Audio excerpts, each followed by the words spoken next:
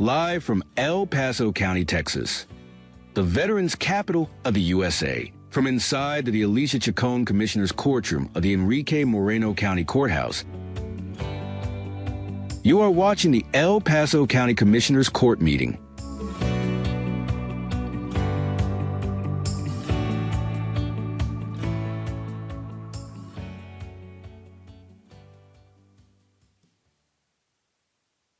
Good morning, ladies and gentlemen. Today is Thursday, January 23rd, 2025.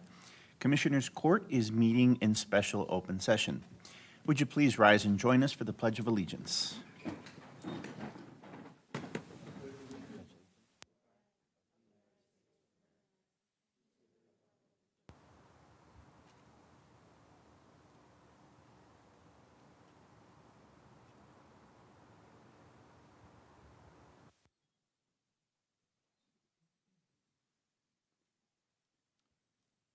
Item number 3 is public comment. We have not received any notices for public comment, so we'll take no action on item 3. And item number... Can I just open a comment? I'm sorry, go ahead, sir. Thank you. Thank you for being here on my behalf and our commissioners, so we welcome you. Great topics today, and I see some amazing people in the audience, and just want to thank you to being part of the process, but also just an opportunity. Lots of things going on, a lot of things that are taking place, a lot of changes. We're trying our best not to speculate on anything and waiting for things to happen, but just let you know that our commissioners and myself are very, very active in trying to prepare. I myself and others have been part of the administration. My first 2 years, I did have part of that administration, so we feel very comfortable. So just sort of rely on how capable we are as a community. I mean, I know we've been able to say a lot of things about trying to be safe and that everything's going to be okay. I don't particularly like the word it's going to be okay, because we don't know, and we don't want people, as much as we don't want you to be overcautious, we also don't want you to not sort of understand that things are going to change. But I think if you look back how we handled the Walmart shooting and how we came together, how we ended up, instead of with nothing, we ended up with a beautiful healing garden. We brought families together. Then we've had a lot of the immigration situations. We handle them, I believe, better than any community, whereas other communities would have 15, 20,000 in the street, and for long periods of time, we were able to address that. So I feel in the pandemic, obviously, being one of the worst hit, to be one of the first to come out of to reach herd immunity. So just want the community to help each other. Make sure that you get to, there's people that are struggling coming out of the pandemic. There was obviously, we've been hit emotionally, and a lot of depressions and more suicides, and mental health has been an issue. And so anything on top of that will create even more a need for us to come together as a community. It's going to be very important.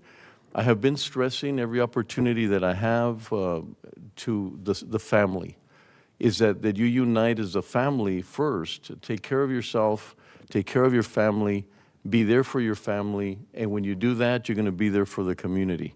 The breakdown, that's the worst breakdown of any society, is not what is happening now. If it reaches the community and then it reaches the family, and the family begins to break down, that's when you're going to have very difficult situations. And it can happen. There's differences in opinion within a same family. And just try to remind everybody that first you're a family, then the politics is second. But first, please unite as a family. It's important to me and to commissioners, because we really feel that El Paso is going to be sort of the last stronghold for humanity, stronghold for doing the things that are right. And so a lot of people depend on us, that we continue to be strong so that other communities can do the same. So apologize, don't want to take too much of the time, but I really thank you for understanding that we've been able to handle it, have that level of faith and strength, and then let's just stay united and do the best we can and make sure that that we anticipate what we need to anticipate and make sure that we stand for what we believe on as well. So thank you very much for being here. Thank you, Cesar. I just want to let you know that Commissioner Coronado is virtual, but he's very active even virtual. So we're very glad to have you, Commissioner. Thank you. Good morning, everybody.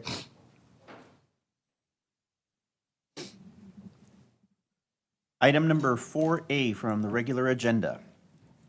Pursuant to the Texas Local Government Code, Section 115.021, audit and settle all accounts against the county shown on the attached listing and direct the payment of those accounts.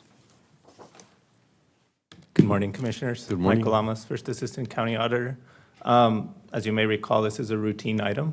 We place it usually on consent agenda, but we didn't have a consent agenda today, so again, it's just a routine item to process some payments.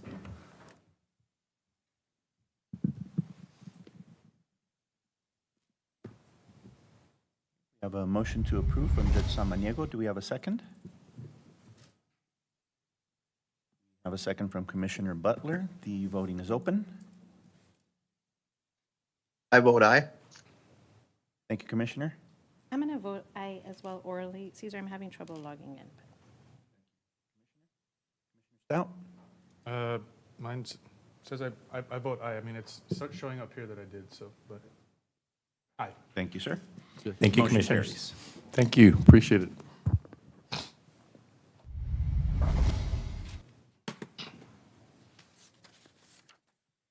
Item number 4B, receive an update from the Camino Real Regional Mobility Authority regarding the Pelicano widening project.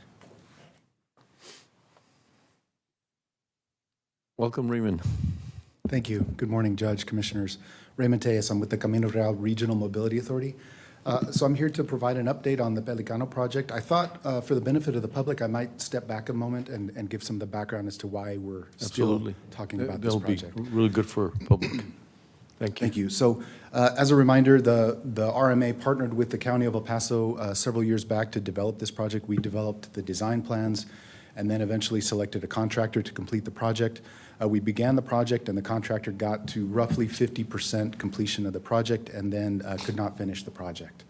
And then at that point, the RMA defaulted the contractor and made a claim against a surety bond. And so for the benefit of the public, when a public entity contracts with a contractor for a project like this, we will require a surety bond, which is, in essence, it's often referred to as similar to an insurance company who would step into the shoes of the contractor that couldn't finish and would finish the project. And so once we filed the default and made the claim against the performance bond, the surety, then all sorts of other issues came up. Primarily, the contractor, JAR Concrete, filed for bankruptcy. When they did that, they also filed a claim against the RMA, and among the claim issues was an argument that the default was improper.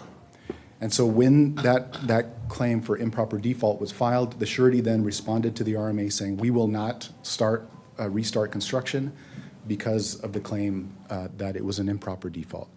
So lots of other issues came up along the way through the bankruptcy. The bankruptcy was originally filed under Chapter 11, eventually converted to Chapter 7 by the court. In fact, the bankruptcy judge retired in the middle of it, so we've got a new judge that had to come online. With a conversion from Chapter 11 to Chapter 7, you then are assigned a trustee who takes over the assets and the liabilities of the bankrupt entity. So lots of learning curves, lots of delays along the way. Anyhow, so early in 2024, the RMA filed a declaratory judgment action in the bankruptcy court to force the judge to determine the question of the default. Was it proper or was it not proper? So that was our intent to advance the project. We've had several mini trials. The judge has broken this case up into several segments. We've had several mini trials along the way, several rulings in our favor, thankfully. And most recently, we had another mini trial in January 13th, 14th, and 15th. And that's ultimately to get to the answer of the question on the default. With that, the end of that trial I believe it was January 15th, The RMA is now submitting a brief next Wednesday, it's due. And then the the trustee on the other side will file their brief 2 weeks later. That will conclude that, as I understand it from the judge, that will conclude this piece of the process, and we should receive a ruling from the judge on the specific question of the default at that point. So we're very close to receiving to the end of this process. In the event that we receive a favorable ruling from the judge, that would mean then that we would go right back to the surety, point out that the default was deemed proper, and begin conversations on the surety taking over the entire project. So we're very close to that, and I'm very excited to share that with you. I will tell you, though, as we've discussed in the past, in addition to going through the normal procedures, the RMA has also reached out directly to the surety and asked the surety if there was any way that we could advance the construction of the project while we fight about the rest of it in court. So that we referred to that along the way as the interim phase. So the idea was the contractor finished about 50% of the project. We have about half the total project funds, roughly $10, $11 million available for construction. We can't access it because we declared default. TxDOT and the feds have said we don't have access to those funds. Those are owned by the surety. The surety won't take action, so we were kind of stuck. And that's again, why we haven't been able to advance the project. However, we reached out again to the surety, asked if they would be willing to entertain various options to restart construction, perhaps get access to the $11 million, and complete a portion of the project just so that we could see some alleviation of the congestion, some of the issues that are out there. They agreed in concept, and so at that point, we took the design plans, repackaged them for the items that were not completed.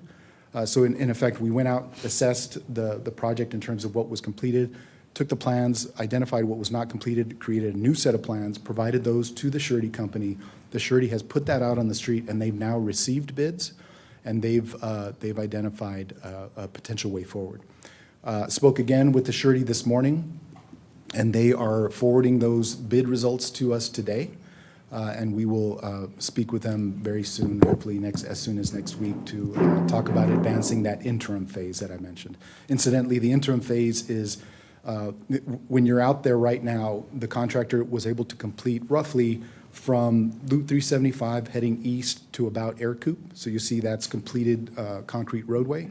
We've, in effect, asked as the interim phase to complete the north section, so from Air Coop heading back to 375. That would alleviate the majority of the problems. Obviously, there's a lot of roadway left that would not be complete with a lot of impacted owners still, but if we're able to complete this interim phase, we would alleviate congestion concerns from the majority of the residents, the majority of the businesses, the school, and everyone along 375. So it's a really, hopefully, a very positive fix, and we're really hopeful that we can advance that very soon. That's what I have. I'm certain there's going to be some questions, so I'm happy to answer. Thank you, Raymond.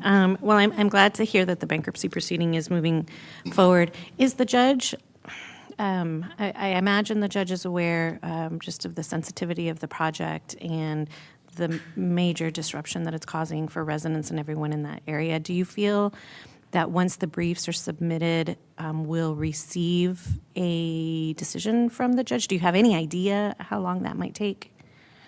He hasn't provided a timeline for that, but he has on multiple occasions, because we've included it in our briefs, in our testimony, in our arguments along the way. He recognizes the impact that it's having on the community. We talked about stalled projects. We talked about all sorts of things. So he recognizes that, and he's made note of it within the record of the trials.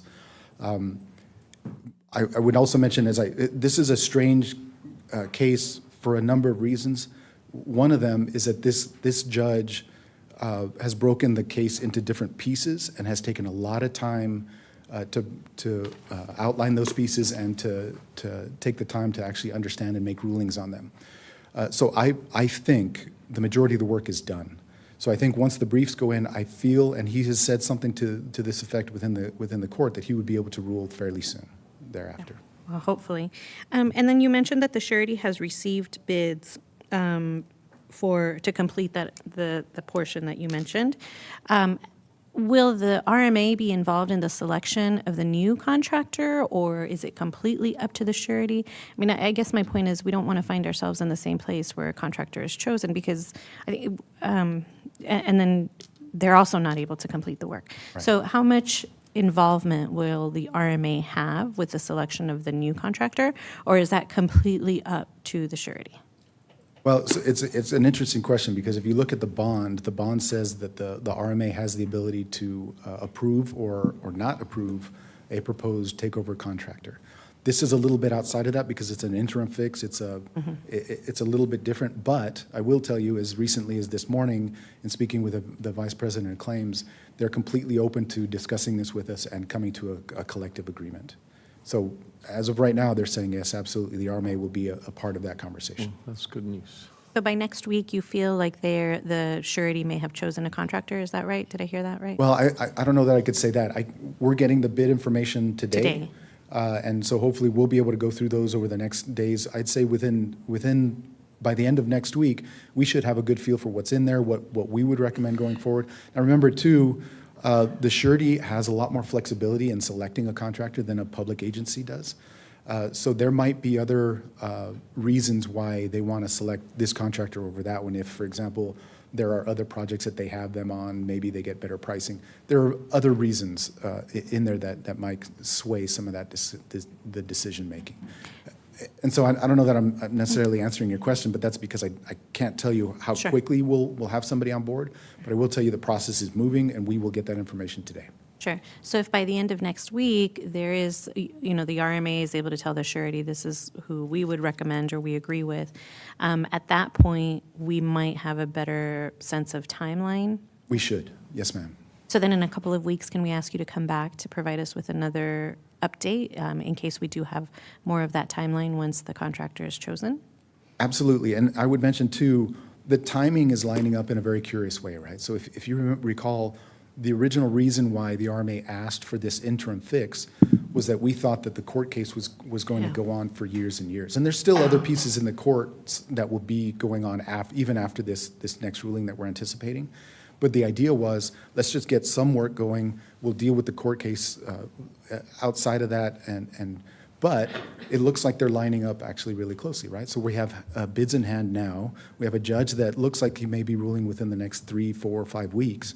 So there might be a reason to hold back the interim fix, to put it all together as a single project. Completely unclear. And I'm not saying that will happen. I guess my point is, I want to just note that there are other variables that could come into play, but we are definitely moving forward. Yeah. That's the most important part. I mean, it's just unfortunate that it took the surety so long to agree to the interim fix, because the bankruptcy was filed in May of '23, if I remember correctly. So we're almost at the 2-year mark. And the whole point of the interim fix was for it to be happening while the court case was going forward. So it's a shame that it's taken the surety this long to get to where we are. But Agreed. I guess you're right. There seems to be a light at the end of the tunnel. Hopefully, momentum keeps going in our favor. Yes, ma'am. Raymond, could you address, there's been some concern that because of what's been happening, that the quality of the program or that some of the money that was going towards that would be different? Could you talk a little bit? Because we do get a lot of comments. Is it going to be sort of a lesser quality finish because of that? If you could address that for the public. Certainly. The quick answer to that is absolutely not. So the plans that are in place, the minimum requirements, this is still a federally funded project. So if there were a lesser quality material placed out there, the feds wouldn't permit it, because we're using 92%. Every dollar that's used to pay for a contractor or supplies, materials, 92% of that comes from the federal government. They have to review and approve. So the standard will not change. Independent of inflation, independent of rise in cost in other materials, they'll be able to cover that. So that's where the next fight is, and I'll be honest with you. So when a surety takes over, the surety is responsible through the bond that they executed. The surety is responsible for providing that set of plans that was originally contracted. So they have to provide everything that we asked for. Now, when the surety comes in, obviously, there is now a huge difference between the bid amount that we contracted with JAR Concrete and what it's actually going to cost. So on paper, the surety is responsible for that gap. They have to pay 100% of that. We have to get our design plans. This is all the money you're going to get. However much it costs you doesn't matter to us. In reality, there are arguments and there are negotiations that will happen potentially, but none of them deal with quality. the quality of the work and the roadway that will result out there will be exactly as required by the plans and more importantly, required and overseen by the federal government. We deal so much with change in price because of inflation that I thought maybe that would be also a part of our challenge, but I'm glad to hear that. Yes, sir. Well, in fact, that was one of the reasons why we told the surety 2 years ago, you really need to get working because it's going to cost you a whole lot more. Every day that you wait, it's going to cost you more. But they made a business decision. Yeah. Any other questions? I do have a question. Commissioner Butler? Judge, maybe it's just a clarifying question, but what happens if the judge's ruling is not favorable? Does that mean we can only move forward with the interim plans and then have to find funding for the remainder of the project somewhere else? It's an excellent question. We've looked at it a couple of different times. I don't know that I would, I don't know that I'm prepared to give you a complete answer on that. I would simply say, if that's the result, then we would roundtable it and come back to you with several options for your determination. But would the surety, the interim plan be able to move forward while we have an unfavorable ruling? So that's one of the benefits of the interim fix. The idea was if the surety could just get going, within the takeover agreement that we have, that we're developing with the surety company, there's a provision in there that effectively says if there's an adverse ruling against the RMA would then inherit that construction contract. So we could continue with the interim fix under the RMA, and the surety would simply step out. Okay, okay. Thank you, Commissioner.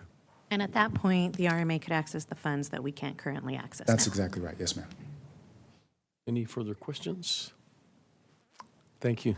Appreciate, and we're looking forward to a quick return. Yes, So you sir. could give us a little bit of an update. Thank you. Yes, sir. Raymond. Thank you all. Appreciate it.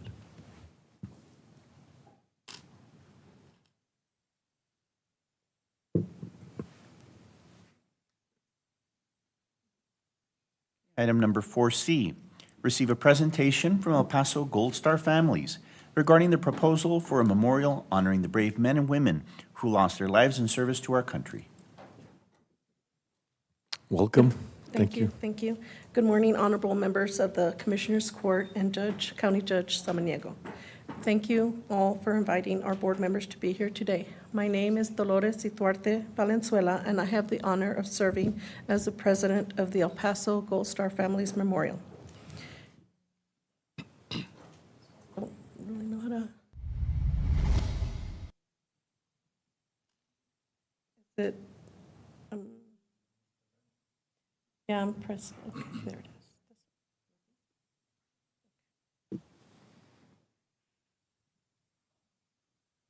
As a Gold Star daughter, this cause is deeply personal to me. My father was United States Marine Sergeant Roberto Ituarte. He made the ultimate sacrifice for our freedoms on December the 11th, 1965 in Quezon, Vietnam. Today, I stand before you not only as a daughter who has lost a loved one, but also as someone who is committed to ensuring that the sacrifices of our fallen heroes and their families are never forgotten. The El Paso Gold Star Families Memorial is a tribute to those who have given everything for our country, our military service members who made the ultimate sacrifice. It is dedicated to the Gold Star families, those who have lost a loved one in military service. This memorial is not just a statue, a sculpture, or a gathering space. It is a symbol of respect, a place for reflection, and an opportunity for future generations to learn the cost of freedom. The proposed site for the El Paso Gold Star Families Memorial will be located at the Old Glory Memorial at 9550 Gateway North Boulevard, adjacent to the Vietnam Veterans Memorial, which is a very fitting location. We believe it is important that the El Paso community has a central place where families, veterans, and visitors can come together to reflect on the sacrifices made by those who serve and their families.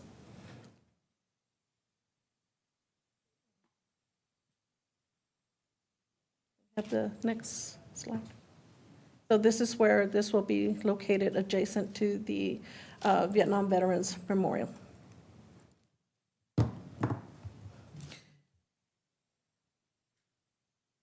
We aim to complete the project by September 2026. However, we are moving ahead with the planning and design right now, and we are very excited to share the details of this ambitious project with you today. The El Paso Gold Star Families Memorial will be a monumental sculpture that uses the bas relief technique, combining both 2D and 3D elements to create a deeply textured and lifelike representation of the journey of military families. Similar technique is the Company E Memorial, which is located at Washington Park here in El Paso, Texas.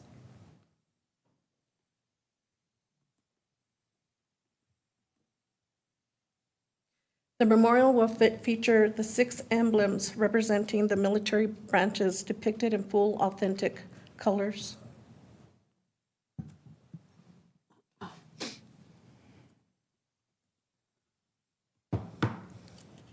The scenes portrayed will reflect the respect, commitment, and profound sacrifice of our service members and their families.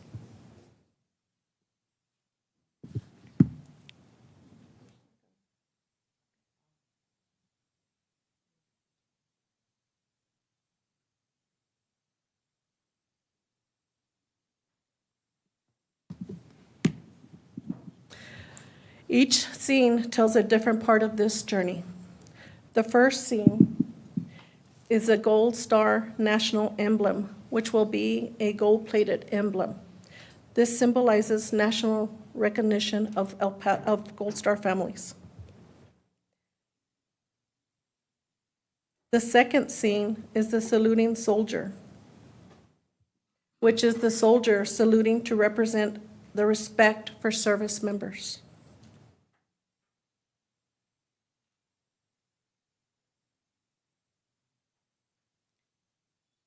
The third scene is a soldier deploying, a soldier being deployed, representing commitment and bravery.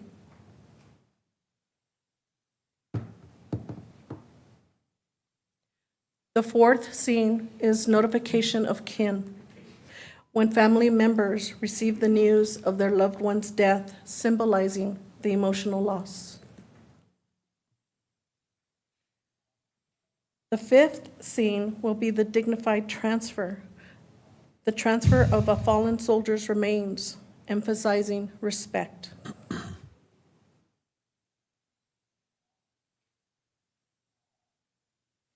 The sixth scene is the flag presentation, a female soldier presenting the American flag to the family as a final tribute.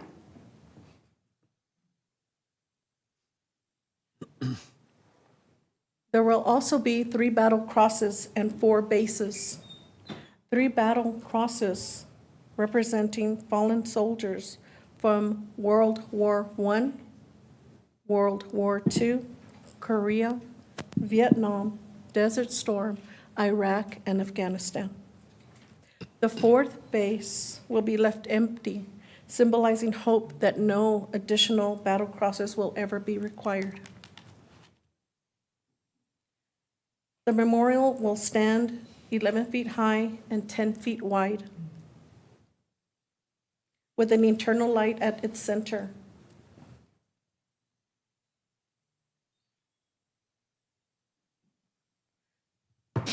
With the internal light at its center symbolizing the never-ending flame of remembrance for those who made the ultimate sacrifice.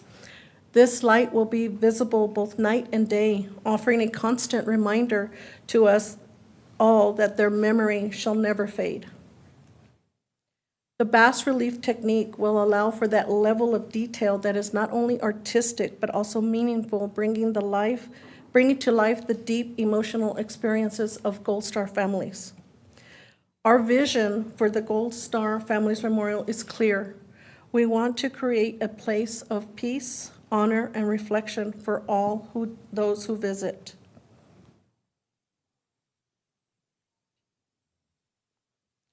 The bronze that is going to be used in the memorial is specifically made out of 95.5% silicone bronze, which is a material that has been used in outdoor environments for over 6,000 years.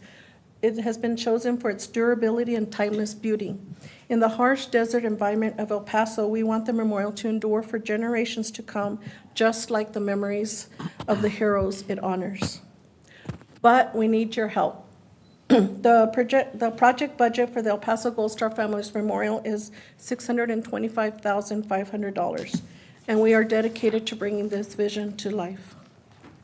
Again, I want to emphasize that this memorial is not just a symbol of our grief, but of our gratitude, our resolve, and our commitment to remembering those who gave everything for our freedom.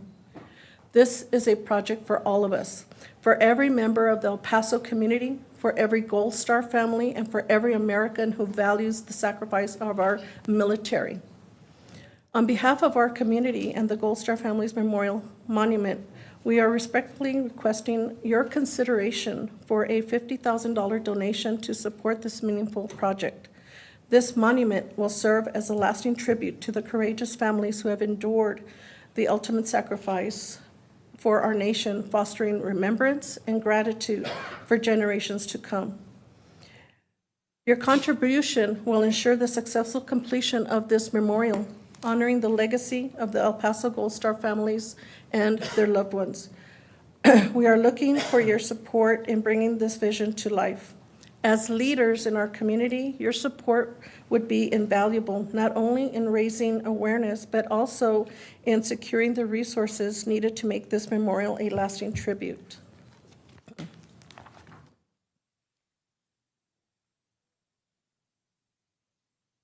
Your involvement and support in any capacity will help ensure that the stories and sacrifices of our fallen heroes and their families are never forgotten. Together, we can build a meaningful and enduring symbol of gratitude and remembrance for El Paso and beyond. Thank you for your time, your leadership, and commitment to recognizing the sacrifices made for our country and for supporting the El Paso Gold Star Families Memorial. God bless each and every one of you, and God bless the United States of America. Thank you, Dolores. Is the audience able to see? Because I would love for you to, if you could turn it around so that they could see the whole Yes, sir. impact, if you don't mind. Yes, sir. And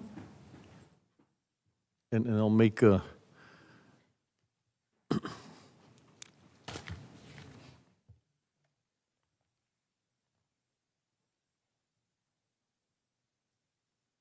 So this is the first scene, is the Gold Star National Emblem, which will be gold-plated emblem.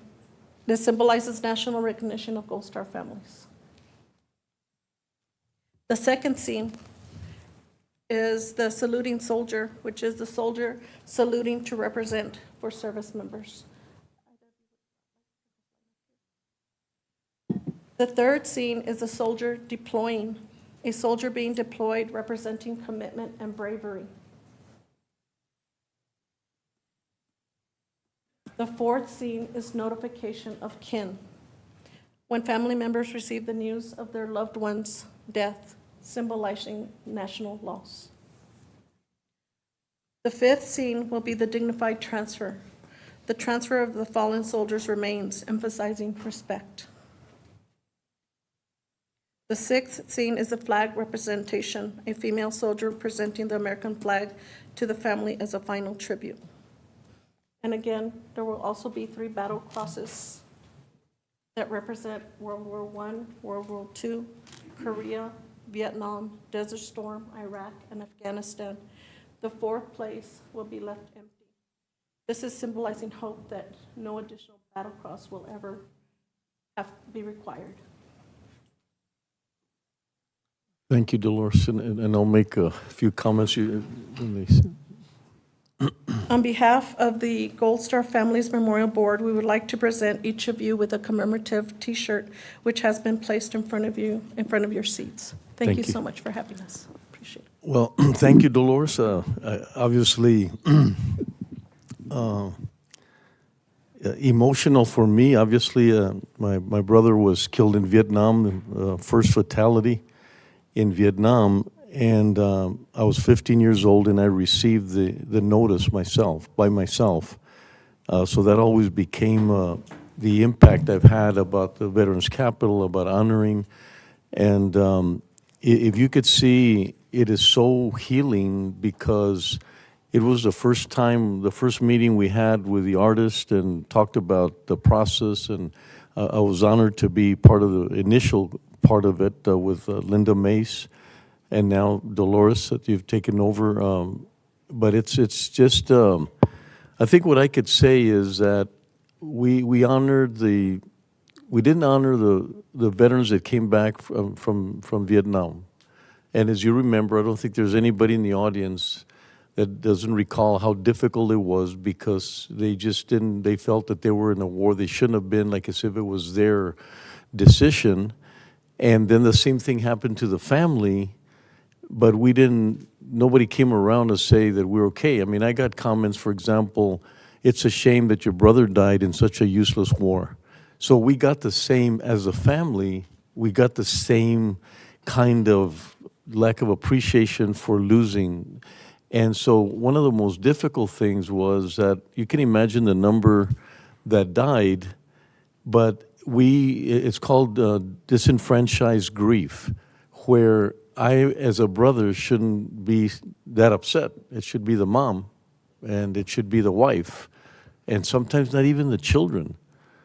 And so in this scenario, as you're seeing it, then the family is brought together, because whatever you multiply the number of that died, multiply that by 10, 15, 20 of family members that never were able to grieve about that. I can tell you, I never was given that opportunity to feel bad that my brother had died. He was my hero. He was someone very important in my life.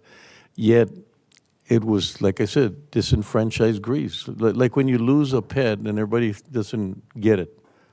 It meant a lot to you, but, oh, your pet died kind of thing. That's the approach that people took, that it was secondary, that it would have been my mom, which obviously was extremely distraught, and my dad, but the rest of the family never got that opportunity to grieve. So obviously I'm biased about this particular program, but I think it will help unite anything that we could do now in today's world that unites us instead of separates us. And I think you said it right, Dolores, that if you see it that it's a cause from the family by itself, I don't think that's going to be we'll miss the point.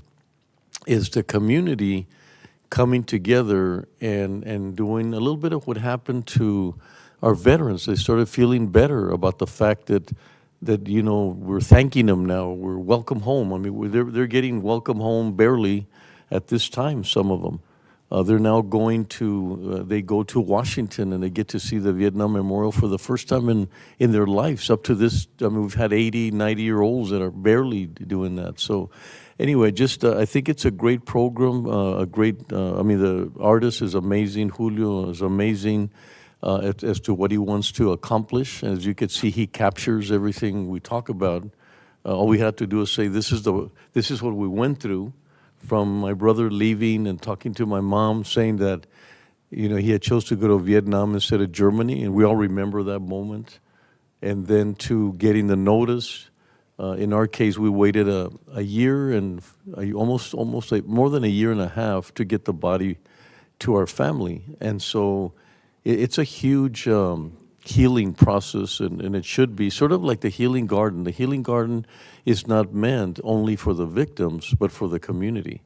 And a lot of us, I don't think anyone here does not have a brother, sister, someone that has something to do with someone dying in war. So Dolores, like I said, I'll promote it from my behalf, and it's very important as to what you're trying to accomplish, and I hope the community.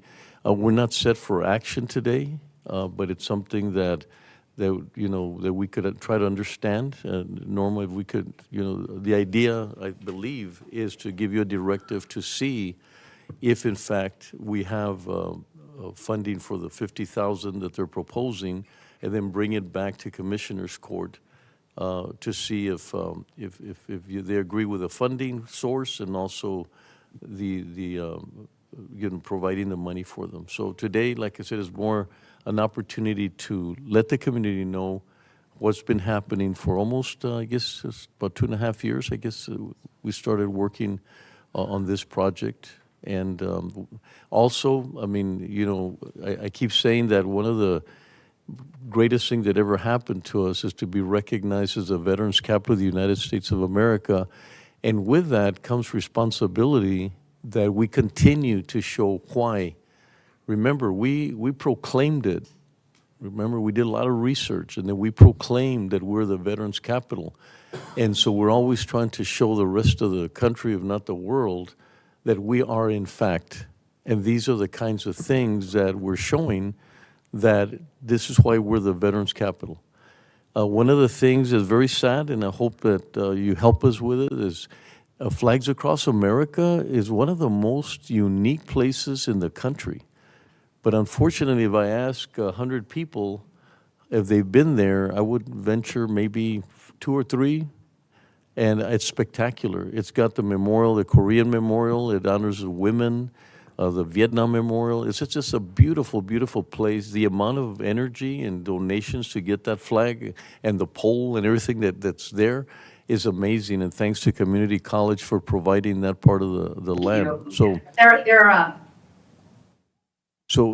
I guess what I'm saying is that if we are in fact, you know, feeling good about being the Veterans Capital, it does come with level of responsibility to continue every time that we have to do something that most communities wouldn't do. They wouldn't have that kind of unity. So I thank you.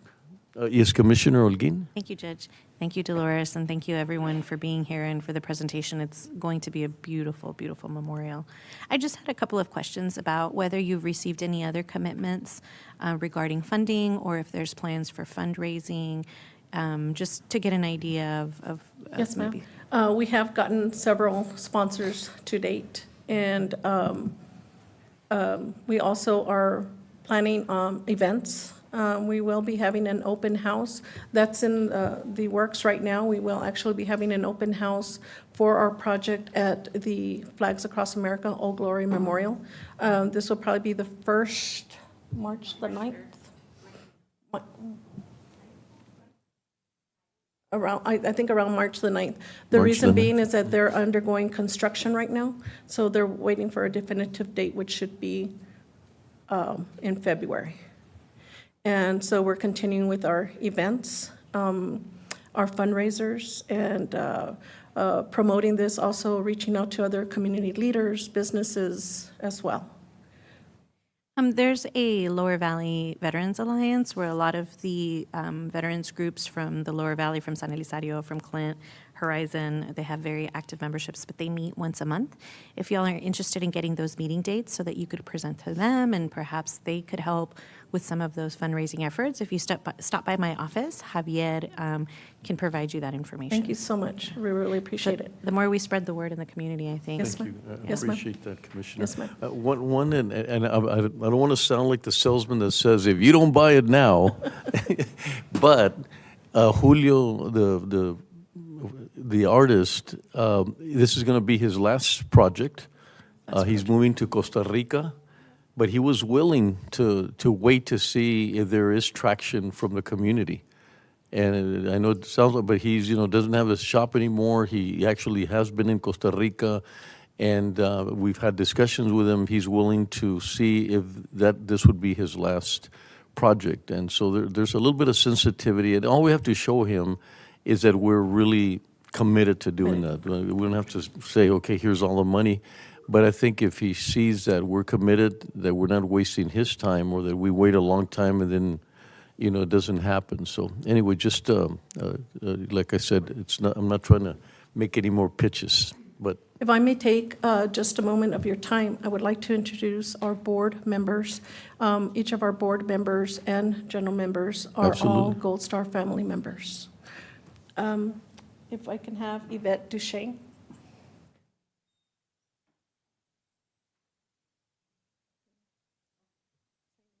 Hi, I'm Yvette Duchesne. My son was killed in Afghanistan in 2010, September 16th. His name is Danny Ray Sanchez, and the MEPS in Fort Bliss is actually named after him. Thank you.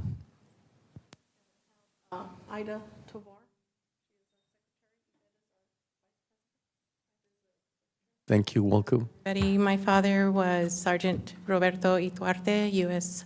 Marine Corps, killed in action in Vietnam, December 11th, 1965. Thank you. Thank you.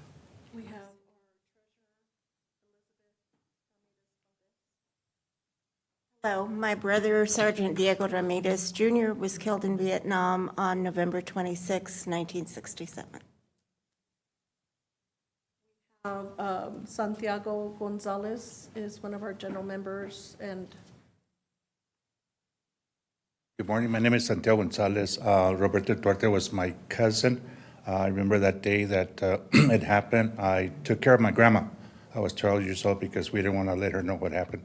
But thank you for everything. Thank you, Santiago. have Ms. Margie LaPuma, who is our Community Outreach Coordinator. Morning, and thank you.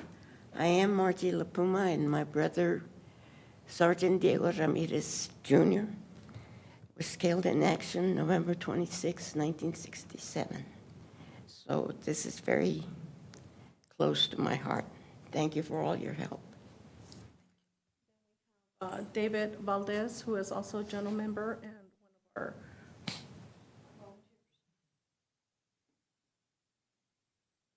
Welcome, My David. name is David Valdez. I am the husband of Liz, and of course, my brother, which is my brother-in-law. He's the one that passed away. And, well, we're together, the family here. Thank you for your assistance and your help. Thank you very much. Dolores, thank you. We'll get back to you. Thank you. Thank you, commissioners, for allowing.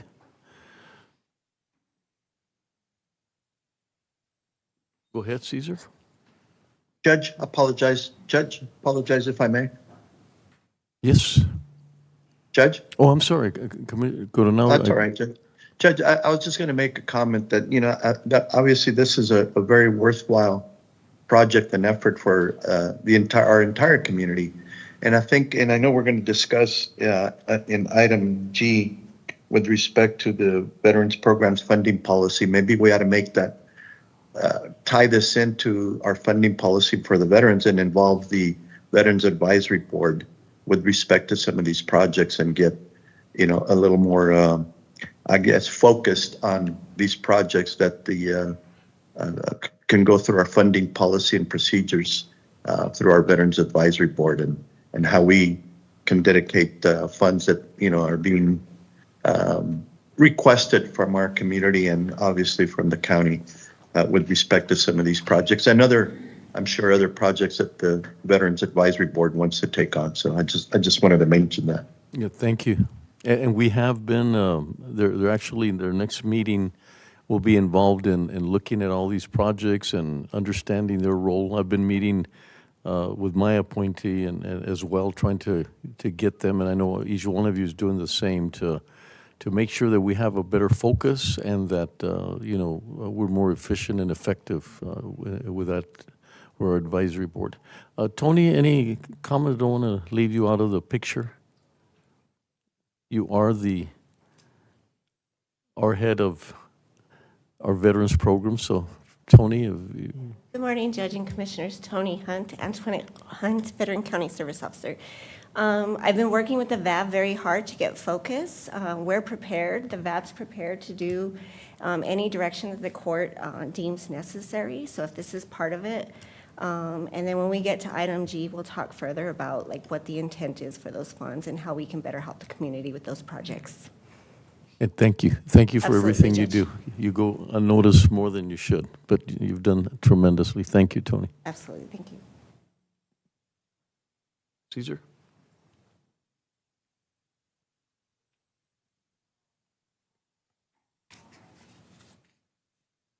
Item number 4D, receive a presentation from Workforce Solutions Borderplex regarding the American Rescue Plan Act funded downtown child care facility feasibility study. Good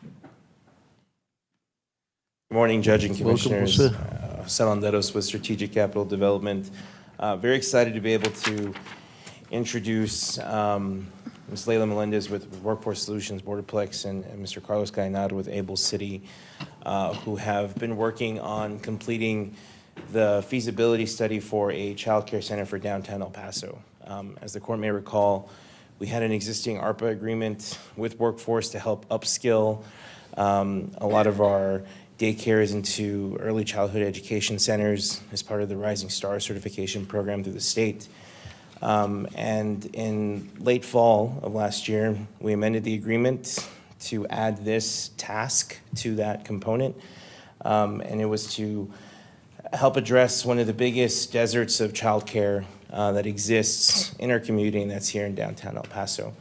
The ramifications of not having childcare in an urban area like the city center are significant. It prevents businesses that may want to locate into downtown from doing so because they want to ensure that employees have access to a certain level of services. Childcare prevents individuals from entering the workforce. I know that I would love to ensure that my two daughters were a stone's throw from where I was working in the event that they were sick or something came up.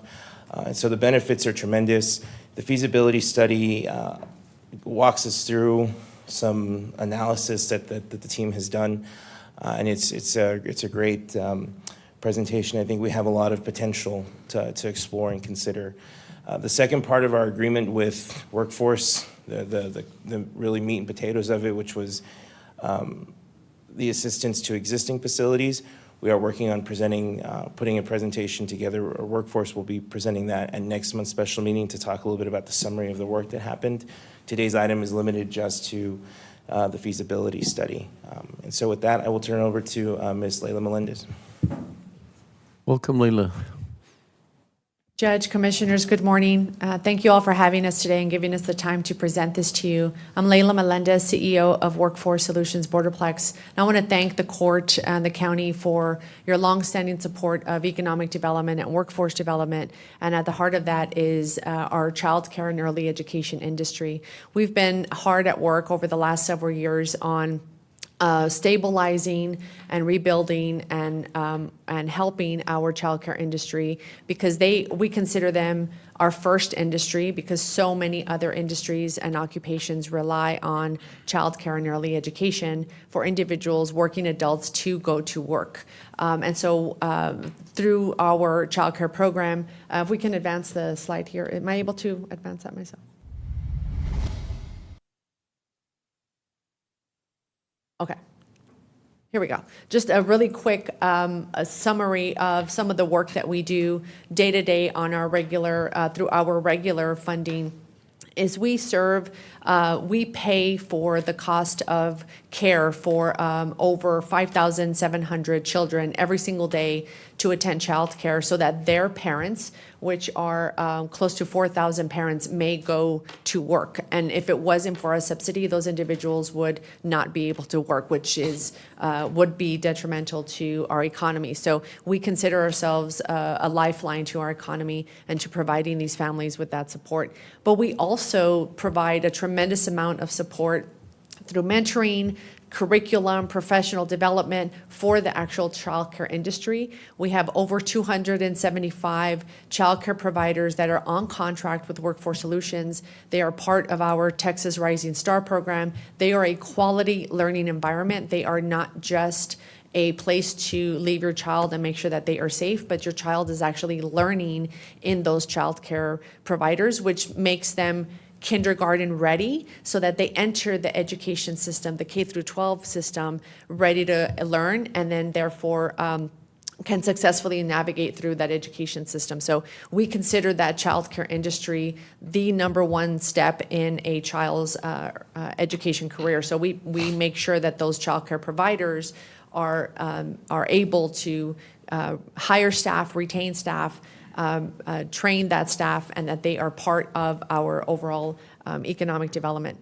So through your other support, and we will talk about that at a future date, the support that you all have given us from some of your recovery funds has been in helping these childcare providers, and we've done a tremendous job, and we're looking forward to giving you an update of where we are with those. But as Jose mentioned, this particular topic is also very important.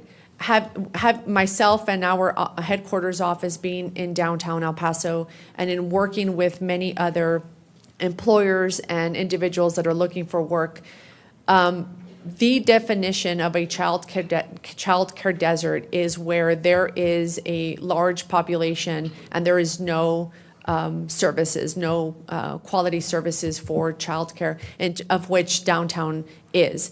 The fact that individuals don't live in downtown, makes that definition a little bit different. But part of, and the reason for this study was to determine exactly what is our downtown makeup, what is the demographics, how many individuals work downtown, how many employers work downtown, and determine if there is a demand, a potential demand, a need for that for our existing workforce that works and lives in the downtown area.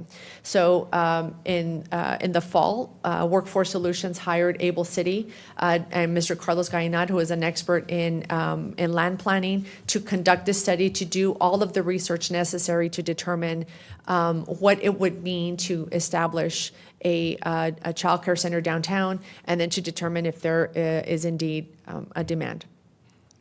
So, having this amenity in a downtown core with so much emphasis in our downtown over the last several years, we think that a child care center is critical to not just the existing business environment there, but the environment that we want to create and that investment has gone into to further thrive our downtown. So there are several benefits, obviously, to having a child care center in downtown. Support for working parents, community support, especially for single-parent households, the convenience of reduced travel time, and speaking anecdotally to parents, a lot of parents prefer to be nearby, have their children nearby where they work in case there needs to be a response. It's immediate. And then economic growth. This is a core function, a core service that is available to working families, and having it available in the urban district is, can further spur other economic activity, educational and social development, and then obviously continue to contribute towards the revitalization of downtown. So I am going to now hand it over to Carlos Gallinat. He'll go into more of the study of the work that they did. But I also want to acknowledge that there are several partners that we have included as part of this process and are in the room. We've got quite a support gallery in the audience with us, including individuals from the city and from the private sector, and several folks from our staff that work day to day with our child care providers. So they're here, they participated in this, and they're eager to hear this report as well. So I'll hand it over now to Carlos. Thank you.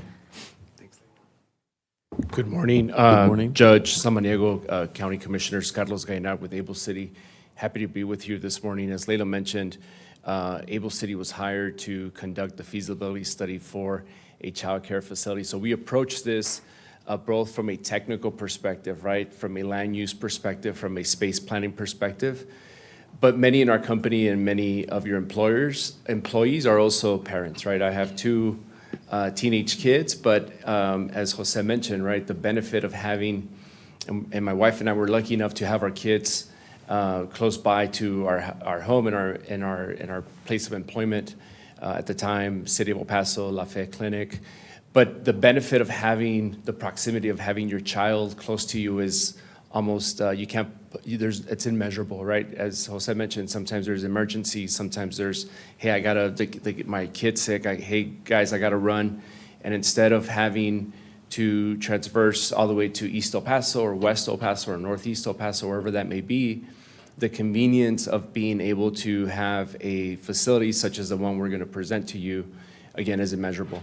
And just wanted to mention that to you, just in terms of how we, again, from a sensitivity perspective, right? We approached it, yes, from a technical perspective, but we're also parents, and we also value our families and our kids.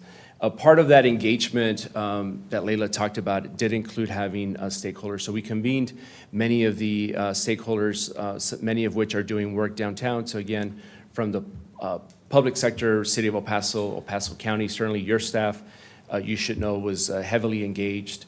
And then some from the nonprofits, Destination El Paso, nonprofit sectors, and some private sector employers as well.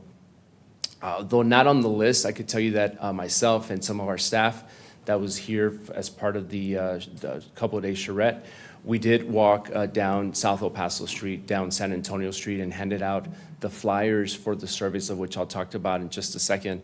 So there was some degree of engagement. We tend to focus to some degree on the white-collar professional parent, which is important, but equally important is also the blue-collar service worker working in hotels, working in the retail shops of South El Paso. So we did spend some time engaging with that population to ensure that we're getting a great swath of employees that may be able to benefit from this program.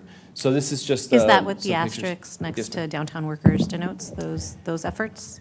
Ms. Holguin, I'm sorry. The asterisk Yeah, next to downtown down, workers. that's what it is, Correct. those? Yeah, that's exactly right. When So you we were did, walking around. we did talk to some of the retail shops down in South El Paso and some of the areas south of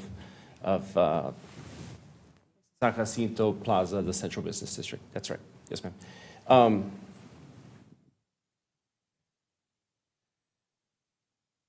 So we also had the survey. We sent the survey out to City of El Paso, County of El Paso. Again, we passed out the flyer to service workers in downtown El Paso. There's a complete analysis in the report. I'm only going to share with you some of the various questions that were asked, but one of the first one is, would you prefer your child care provider to be located close to work, close to home, either or it doesn't matter? 25% said it doesn't matter, but 75% said either close to work or close to home, or either one of those locations, right? So we start to see a trend of a certain segment of the population seeing that it would be beneficial to have childcare services within, again, close proximities to where they work. Do you work in the downtown area? 85% said yes. So again, we're getting a good segment of the downtown worker. And then the question is, would you be interested in a downtown facility within walking distance of your work? So we've already established that many of the folks responding to the survey are from downtown. And then we're now seeing that a good majority of them, 85% of them, would say yes to having a childcare facility within walking distance to their job. Just to be clear, Yes, sir. you only asked those that had children, so it won't be skewed by someone that, because if you asked, for example, you asked me, I might say no, because I don't Correct. have young children. So Judge Samaniego, that's a great question. We can engage that. So there was a question that said, "Do you have children?" And so there was a question that said, "Do you have?"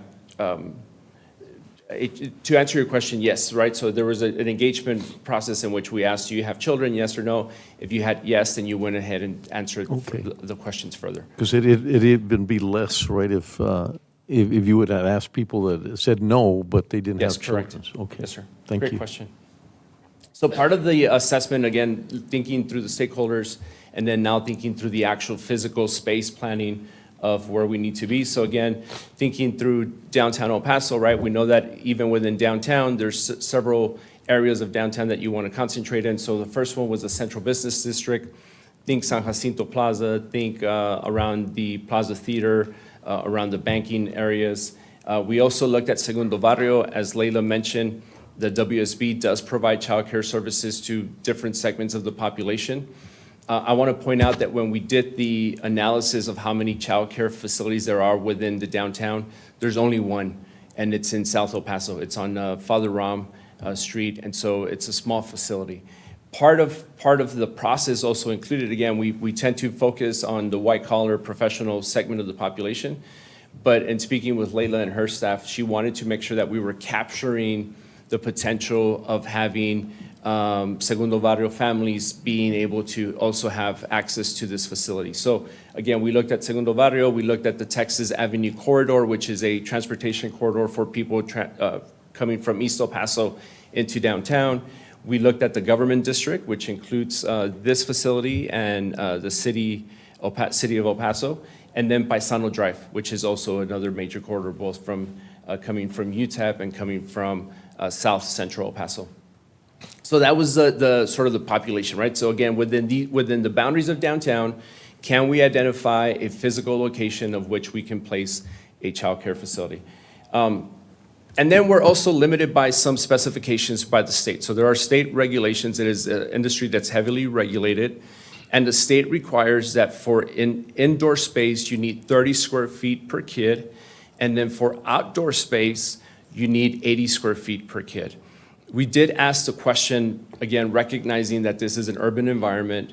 If you were to place this facility in other areas of El Paso where there's growing population, you're going to get the ability to place it in vacant land, right? And you're going to be able to program it accordingly based on the market, based on the financing, based on the budget.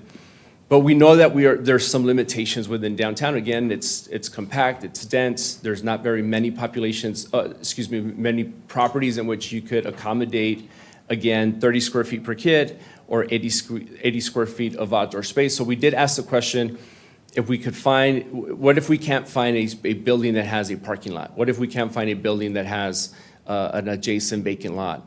Can the WSB or the facility provider provide that outdoor space in some indoor space with some caveat that you'd have other regulations? The answer was yes, but you would have to jump through hoops.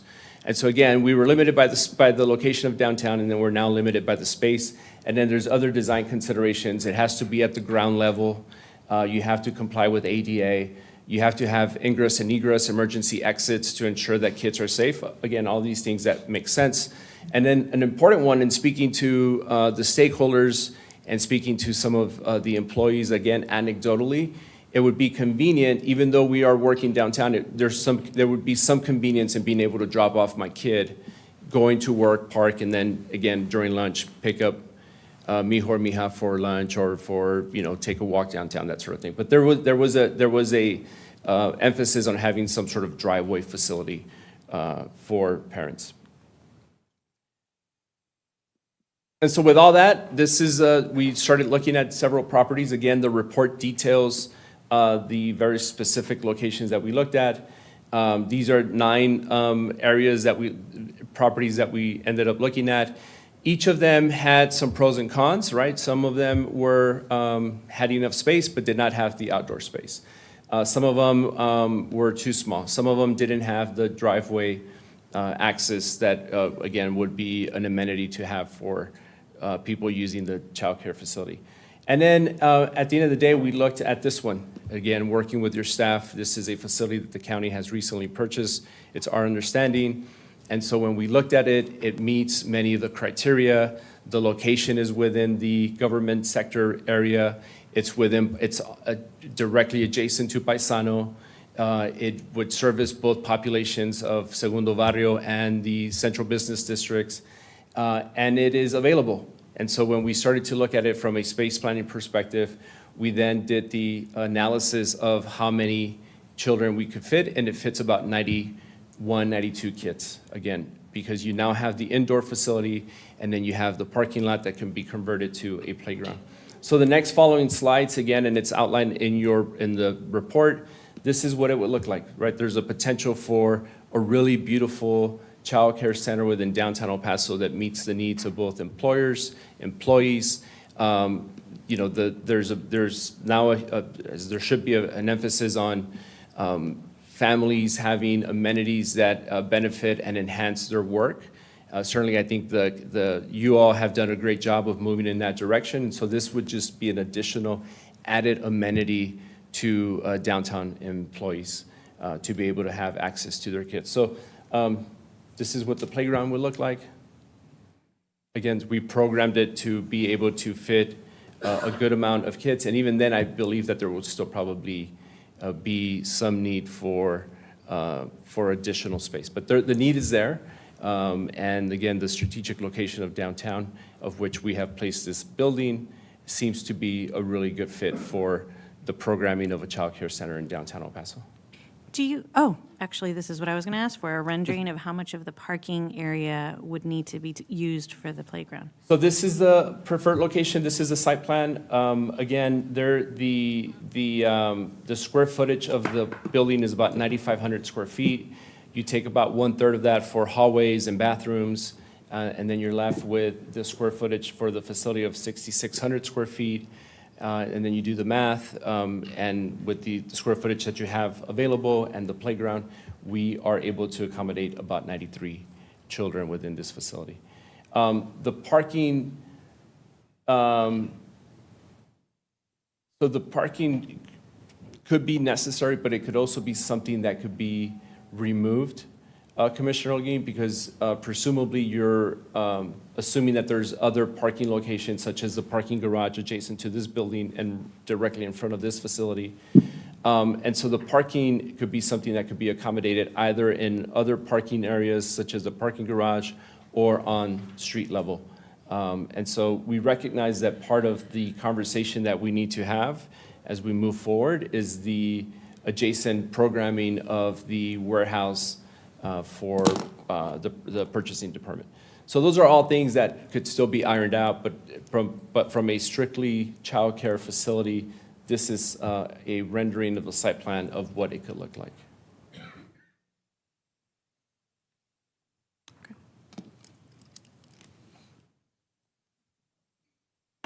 Yes, ma'am. Thank you, Carlos. So I want to just remind the court that this is a conversation starter. We've had multiple conversations over the years with individuals, private sector partners about a potential facility or a site downtown. The conversation ender, the non-starter, was always the outdoor space. And we just never had the ability to really study this, but now we do, and now we at least have answers to those questions that we want to continue the conversation with the county, but with other partners, including the city, private sector partners, and us ourselves. Workforce Solutions, as part of a state agency, has resources that we could potentially bring to the table. We can convene some partners of interest and determine, now possibilities. We know it's feasible. What is the actual possibility and potential, and how could it actually come to work? So we are happy to do that at Workforce Solutions, to be that convener, be that lead conversation starter, and then see where this goes, see what can happen. At the end of the day, you saw one of the slides, there are about 11,000 employees in the downtown area. If even half of those are working parents, and even half of those are of young children, the demand for a child care center is easily filled with this, and there would even be over demand, right? So the ability to serve 93 would quickly, that center would quickly get filled up with just even a fraction of the number of working parents and working adults in the downtown area. So, this gives us an opportunity to talk about, what next, what are some next steps. But Commissioner Butler, you had a question. Judge, I have a question. Just based off of the surveys and the numbers of employees downtown, did you have an opportunity, Leila, to ask those 3,600 parents that you already service if any of them work downtown and would benefit from a location downtown? We do. We do have access to a lot of those parents, and which is also part of why we included private sector partners from Destination El Paso, from the Chihuahuas, the Southwest University Park. Several of our existing parents work for employers downtown and have it expressed absolutely. And when it comes to our child care subsidy program, parents have choice of where to place children across all those 300 child care providers. So given the choice and given that option, especially if a child care center is open evening hours or even on weekends, that absolutely serves those parents that are working in that sector, which was very important to us to include that service sector. The employees that work in the hotel or the entertainment industry, especially downtown. So yes, they would. There would be presumably a number of parents that could potentially transfer into this site. Okay, but there is that flexibility where they would be able to. That's correct. They move. have the choice. Okay. Correct. Yes. Thank you. Thank you, Commissioner. So just back to this partnership, Workforce Solutions Not only can we convene the partners, but we also have that subsidy program. But there may be other funds available from the state. The state is very eager and in expanding capacity and adding slots. Today we can only serve as many slots as are available in the community. The more spaces and the more kids that we can serve, the more then that we can support. So there's resources and available matching grants for private sector partners when they come to the table. We could also convene, and ask private sector partners, a lot of those employers that have employees downtown that may be interested in providing this as some kind of a benefit to their employees. And then obviously, some public sector partners. So there may be a myriad of ways of how several organizations can come together and potentially make this happen. Any other questions? Well, thank you. I do want to take a little bit of time to thank Leila, because people didn't realize that after the pandemic, there was some this comments about the fact that people were not wanting to go to work, but she identified that it was a child care that was holding back. We also found out the huge burden that women dealt with, and we didn't ever put that in perspective. That as men, we had a little bit of easier way of just go to work, right? And let's see what happens to the children. Not everybody, obviously. I don't want to generalize that, but just the fact that there's been a huge shift to realizing that we had a lot of options that might not have been the best for our children. And when you looked at the studies, when they went into school, they were at a disadvantage because they didn't have quality health care. And as much as we loved our grandmothers and aunts and uncles that were taking care of them, it didn't provide them with the educational components and the development that was required. So especially Hispanic children were a huge disadvantage going into school because they had not gotten the preparation to be ready. And so what I like about this, and I know the commissioners, we love when there's, like you're doing one project that has impacts on so many other things. If you think about it, the economy, we have to help.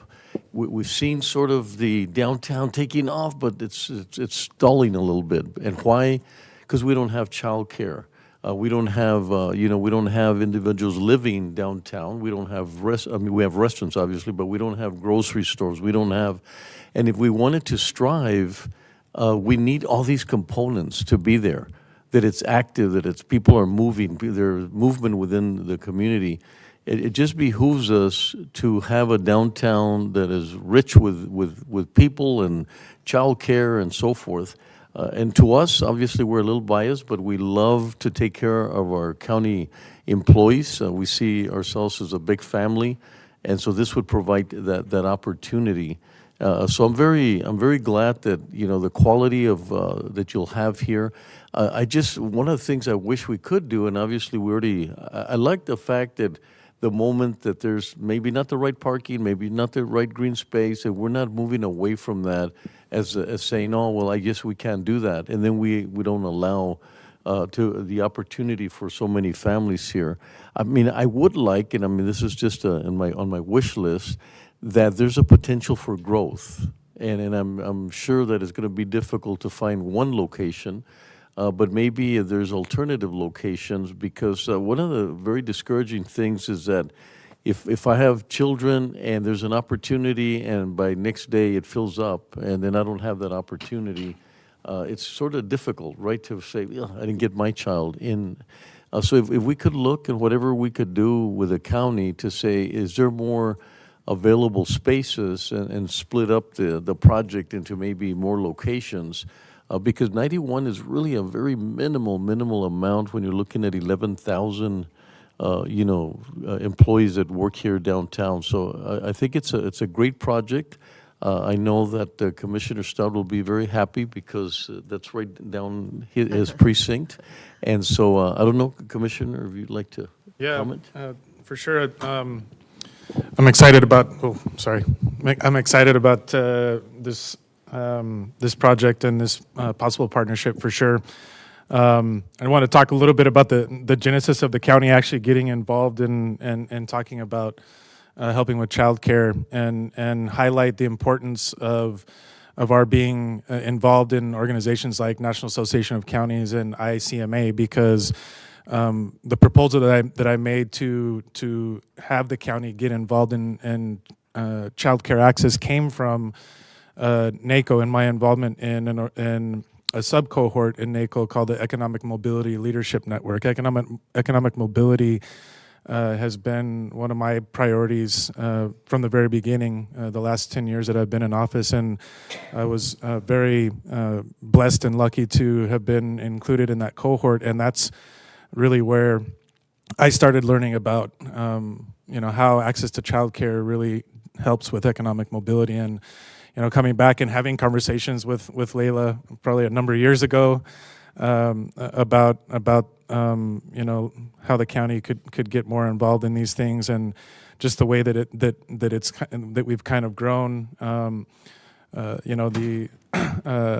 The law that was recently passed that the Commissioners Court had involvement with in helping other child care agencies to get that star, the star designation, I think was really important. And so I'm really thankful to the rest of the court for joining in on this vision and working to put aside ARPA funding and doing this survey. So thank you, Mr. Gallinar, for your work on this and kind of bringing it all together, and of course, Layla for your help. And I think it's really exciting that we have the opportunity to have this great impact on our workforce and continuing to build economic mobility within our region. And of course, I'm happy that it's in my district. One thing that I did want to ask, though, the judge kind of mentioned it a little bit, but or maybe Jose, you can answer this. Were there other properties that the county owns that might be feasible options for this that are here downtown? I know that we have the Border Tobacco building. We have this building, the Bond building as well. Are there any other options? Just to kind of dovetail on what the judge was asking about. And another clarification. So is it 90 kids or because I thought I saw on a slide 200. You have space for 200 kids. Commissioner Stout, to answer your second question, 93 kids based on the square footage of the building and the capacity of the parking garage to be converted to the playground. Okay. Yes, sir. Thank you, Carlos. Commissioner, the discussion with the group here actually was intended to look at the space that we had here in the courthouse. There was about looking at the space downstairs, the open air areas that one half is for the currently used by the gym for programming. The other half could have been used for this. Just given that space and how unique that space was, we very late kind of ended up looking at the Border Tobacco building's annex side, the old bail bond building, as a likely area. And there's a lot of considerations that go into that in terms of security, not having to enter the courthouse. So we did explore some of those options. That area is, I think, well suited for what's being proposed here. Mr. Gallinar's section of the presentation outlined what that looked like. But its proximity to main thoroughfare, right? When traffic is coming in off of the border highway, you're coming in off of Paisano most times. So there was a lot of value to that site specifically. But when we toured it, it was Ms. Carrillo, myself, Ms. Palacios ensured that the facilities was able to show us the space and the bail bond building. And we did go downstairs, and we thought, what a shame to try and take away from what we've done in terms of wellness for our employees from the gym. Affecting the cafeteria and the operation there would not be ideal either. And so this space was, I think, better. And then just given the fact that you also don't want young kids entering a secure facility, just given the nature of the work of the courts and the individuals that may be in the courthouse on certain days because of the trials and the movement of courts, So that space was kind of what we landed on as being the prime location for analysis and consideration as part of the feasibility study. I would add just also a disclaimer about the feasibility, the site plan. There's no programming being considered for border tobacco in that conceptual, right? And so as we're continuing to evaluate what our options are for the border tobacco building, if we were proceeding on this joint timeline of activating that space, activating the bail bond building, we would want to ensure that we were providing enough resources to the departments that are proposed to be located in the border tobacco building, some of the services. And so this is the starting point of a conversation, but I think if we're having a conversation about how we have those facilities coexist next to each other, I think it's a good facility. You know, you might have that alley serve as a drop-off, except during elections, or it could, you know, so there's a lot of discussion that we would need to have if this is something the court would like us to continue to pursue and evaluate how we can implement it. It's a great start, great dialogue here. Yes, Commissioner Holguin? Leila, for the private partners who would be responsible for the construction and management of the facility, do we have any who have already expressed an interest? Do we have any leads? Or is that something that you would be starting from scratch, is trying to identify those potential private partners? So there are folks that have asked us. There are several downtown employers that have asked us about this, and there were conversations had over the years, but you know, not solid, and then COVID really disrupted that. So now that we're kind of on this side, we're restarting that conversation, and we wanted to get these technical questions answered first so that now we can come back and say it is actually feasible and there is a demand and we know what it would take. Now, what can we put on the table amongst all of the partners? So we'd almost be starting from scratch, but there is interest in several downtown private employers. And what I also want to say, no pressure, is that when we saw, it was literally like the last week of the year that we saw this site. The fact that it is on Paisano serves both, it serves both sides of Paisano. It would serve the central business district, but also very feasible to South Paisano and Segundo Barrio. So it's got a dual, it would be large enough to serve both communities. And that was really important to us. And we thought it was just a great added feature to, practically a perfect site. I also want to mention, Judge, to your point, is the 276 providers that we have right now, that's a combination of commercial and home-based centers. We work very closely also with home-based centers. And part of some other projects that we've done out in our rural area with other private dollars has been in expanding capacity in home-based providers, helping those home-based providers get the resources that they need. We know that there are abuelas and tias and families, the Friends and Family Network that care for children in communities. That's been around as long as we have, but they are not officially on the books. And if they are not officially on the books, we cannot provide them resources. So we've relied on private resources to get them on the books. Once they are on the books, we can throw resources to them, and we have. So we are actively working on trying to expand capacity and getting home-based providers to, just to start with 1-2 kids, get licensed, registered, and then once you're official, then we can provide more resources to help them expand and serve more children. A program like this could help with that, and it brings to light the real demand, and then therefore we can start to provide some resources to other home-based providers or other commercial centers that might want to reopen. There are some sites throughout the central business area going out to Cotton that used to be childcare centers. They were built for that purpose, and maybe they've closed. So they're out there. What I think this would do is spur that activity and spur that conversation. So anyway, we're just really excited to have completed this and at least have these questions answered, that we can now go to the table with some of those partners and keep the conversation going and keep it fresh. Thank you all for your time. Thank you. Thank you. Judge, sorry, I have just more comments than questions. I just wanted to thank you, Workforce Solutions and county staff, and Commissioner Stout for bringing this initiative forward to the county.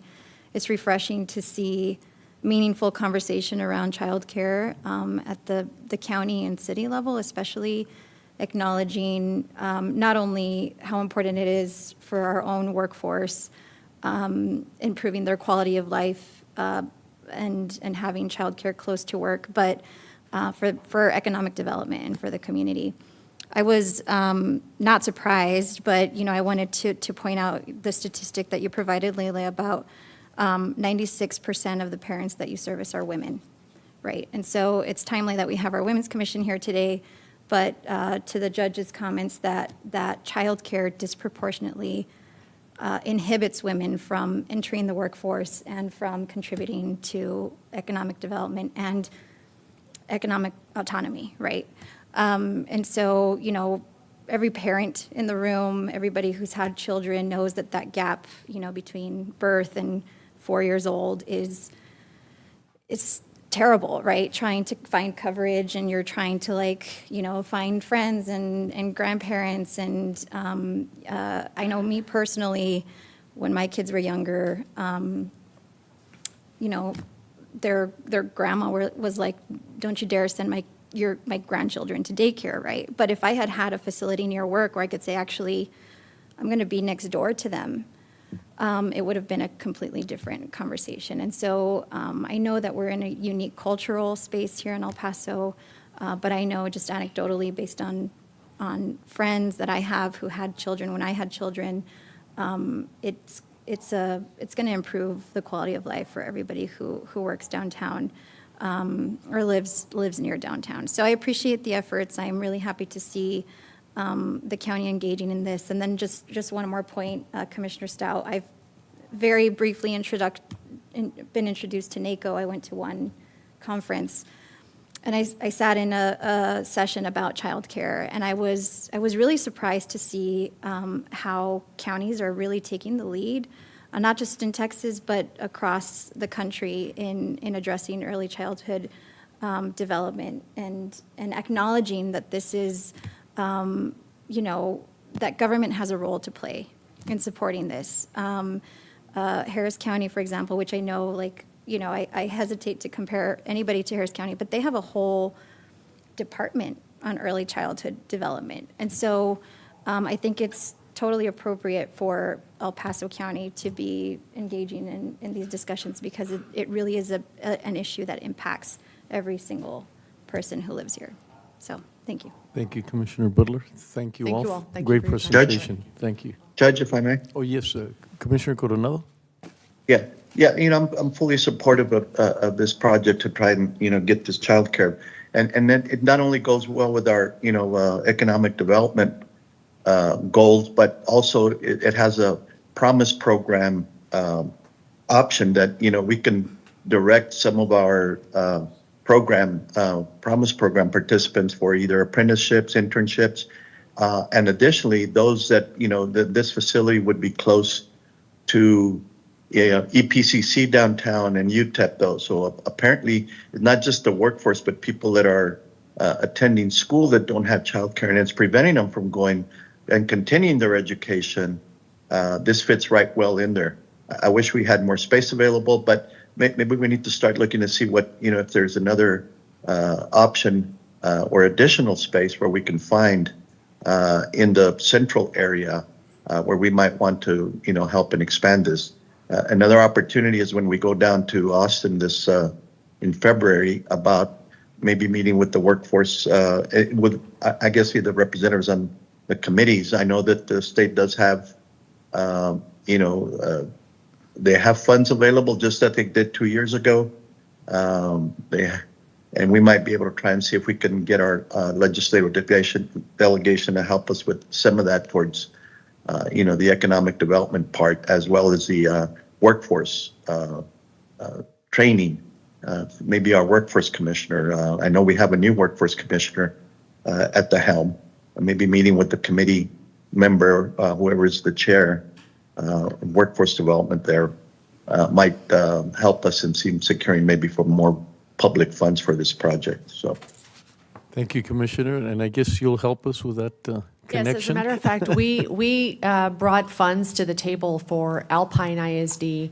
They had their only childcare center in the community closed during COVID, and was, for a rural community like that was a significant impact. But we helped them stand up a new childcare center in their school district, and they are in their 18th month of operation. So that's exactly what we do. These are the services that we do. So happy to have that and lead that conversation. And Commissioner Coronado, I'll be in touch with you all. If anybody's going to El Paso Days with the Chamber, we've got meetings set up with our commissioner, and one of them is actually in town today. And I'll go and I'll tell him that we're on his schedule soon. So thank you. Well, thank you. And I Thank hope you. you've gotten the impression, Leila, that commissioners are very supportive of childcare, and that we'll try to do our best we can to participate. Thank you. Judge, on that note, I just want to confirm that the court is in agreement with us continuing to proceed at the staff level, working with Leila on beginning to identify next steps on implementing this vision.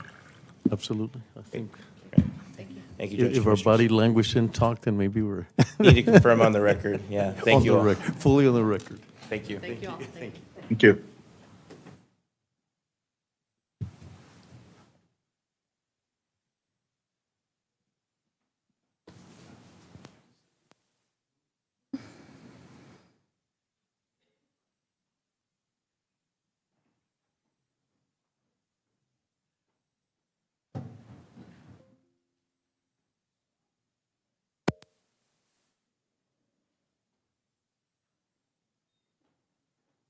Too bad my kids are.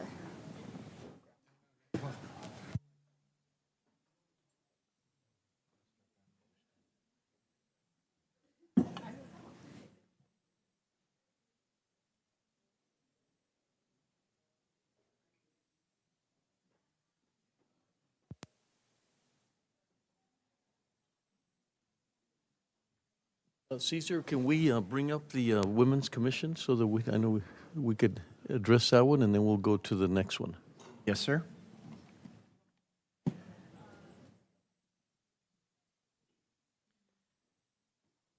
Item number 4F, receive an update from the El Paso County Women's Commission regarding their recommendations. Thank you.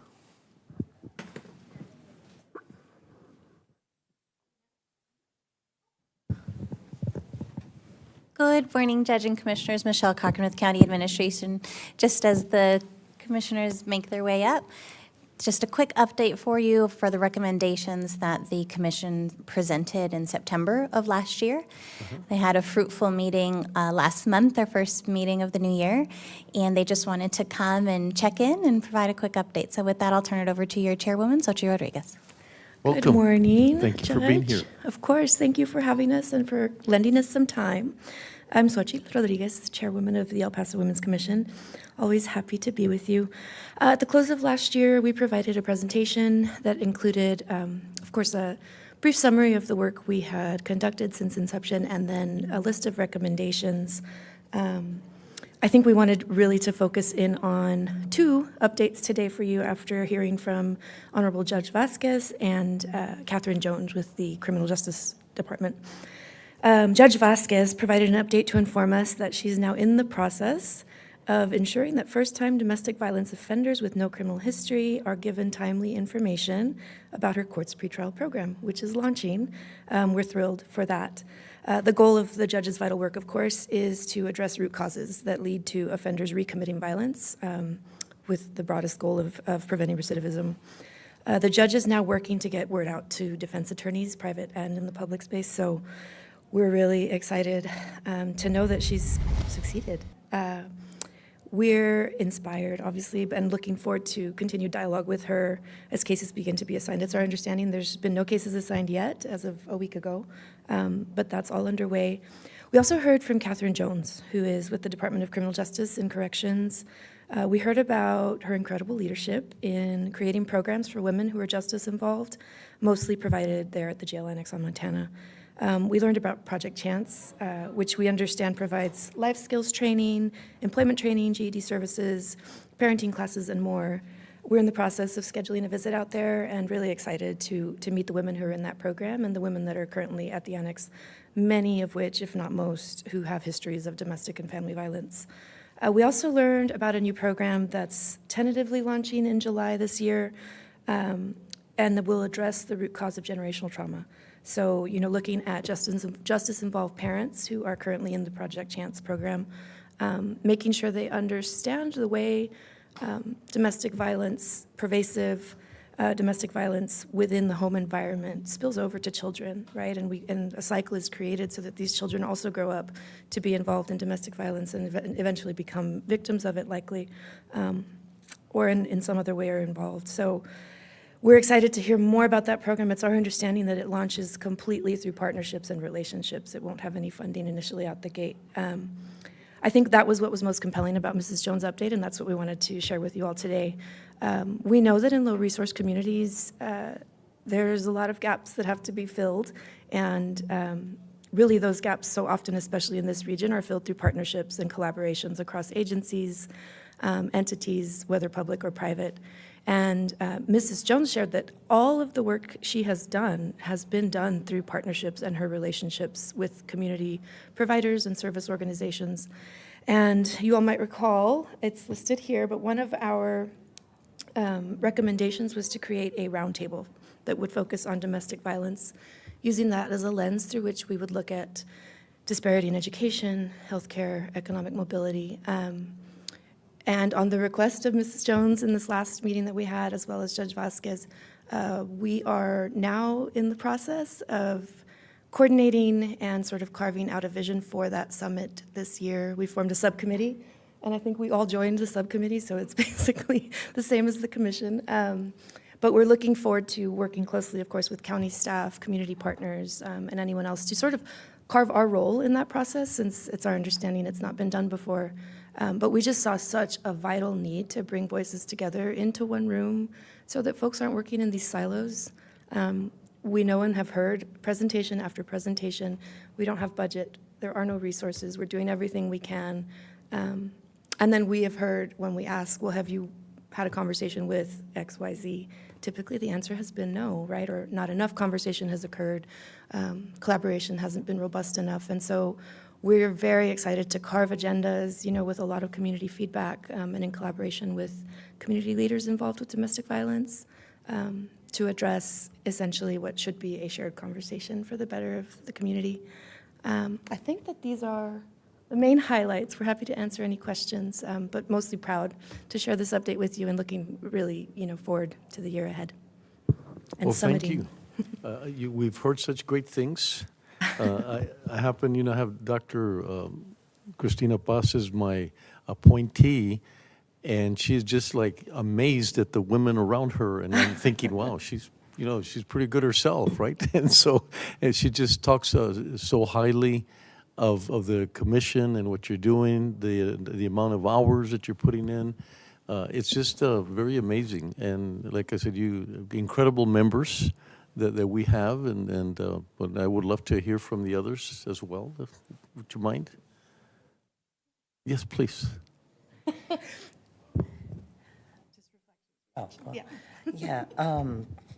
It's well, good morning.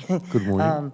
It's definitely been an amazing journey with my fellow commissioners, and just being on a board of such powerful women and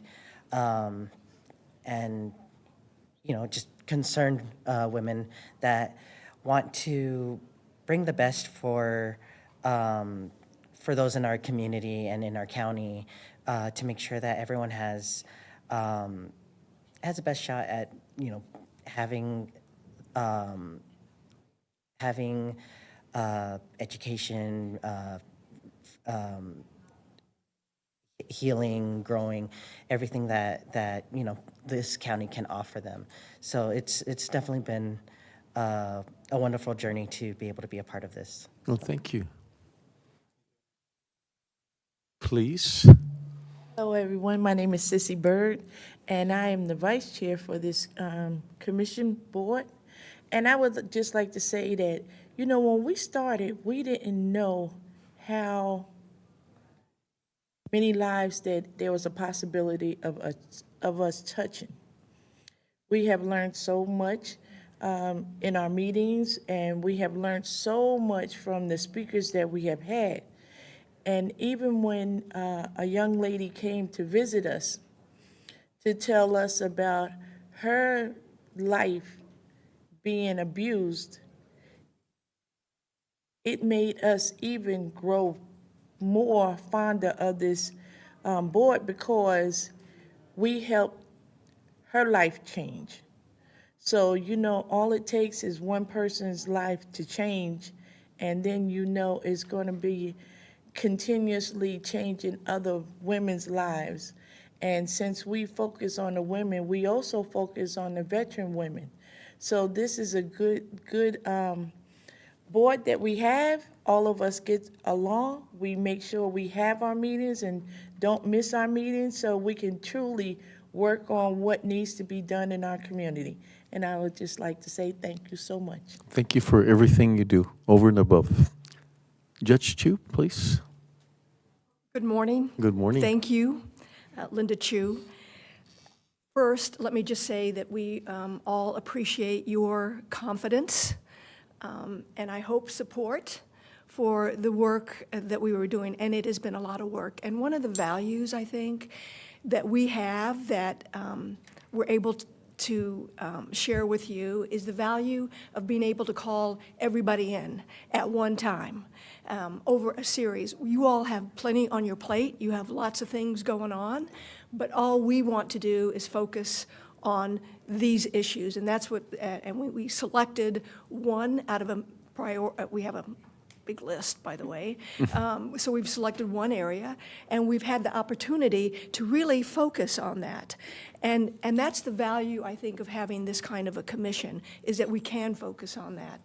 I hope our chair referred to it as, what we've realized is that there are so many different resources, but they all work as, and the term that I've heard is silos. And so you have all these different silos doing different things.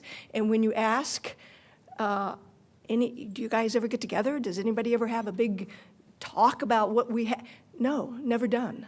And so I think this concept of a summit to bring everybody together to, it's sort of like what UMC has, Judge and commissioners, when, you know, they have this big system that's set up so that anybody can call in and you can figure out where this person is and what they're doing and what's been, we have that opportunity now. Mm-hmm. And so if we can bring together this summit, what a value for the community of El Paso, for everybody to be talking in the same room at the same, not at the same time, but together.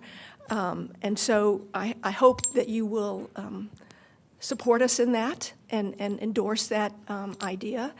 And then lastly, I will tell you that we are meeting next month with the district attorney, with the sheriff, and I believe with the police chief, once again, to make sure that we're listening to everybody. Excellent. And that we can be inclusive. So great opportunity for all of us. We appreciate it, and we intend to make you proud. So thank you. You already have. Thank you. We have a new, come on. Good morning, Commissioners. My name is Teresa Chavira. I am a retired police officer. I worked with the City of El Paso for 26 years. I now work with the Center Against Sexual Assault and Family Violence as an advocate. I just wanted to thank you all for having us here and hearing us out. I really appreciate it. Also, I wanted to commend the ladies on this commission for the value that they bring and the experience. I have been involved in one way or another of domestic violence and sexual assault victims, and literally have experienced speaking with hundreds of victims of both, and trying to navigate those processes as far as what they need to do and how to survive these kind of incidents, and how the city and the county can help them in those kinds of things. And so I really appreciate this time and all of these people getting together, because I think this would be benefits of things that I've seen for probably about 35 years or more, trying to get this off, you know, to a positive place where everybody is in working together. Laws have changed. Things are getting better for everybody. And so I really appreciate that if we could utilize all of those things and put them in the process as far as helping people move forward and out of these types of situations. Thank you very much. Appreciate that. And what you've all said is this inclusiveness of getting everybody at the table. And it's almost like what's happened with the veterans at the beginning, that everybody was sort of doing amazing things, but everybody taking off in different directions. And I think getting together with this summit, I think it'll create that synergism that I'm always saying, no community better than ours. If you get them united and begin to give that direction, we see some amazing things. One quick correction. We've asked and are hoping that we'll get those presentations at the next meeting. It was difficult last year to pin everybody down, but obviously with the change in leadership, we're hoping those will be presentations we receive at the next meeting. One last update, our subcommittee, because you all can tell we work very hard and fast and furious. I think our subcommittee is meeting within the next 3 weeks, so we'll have hopefully some news to share after that first meeting, part of the summit. And then a moment of urging. We do invite you all into the process of this summit and hope that you and your staffs are willing and able and excited to partner with us and guide us in probably many circumstances. Absolutely. As we sort of put the puzzle pieces together, because it will be a big lift with lots of folks at the table. Whatever we could do. Thank you so Thank much, you, Judge. Commissioners. Thank you. Judge. Appreciate it.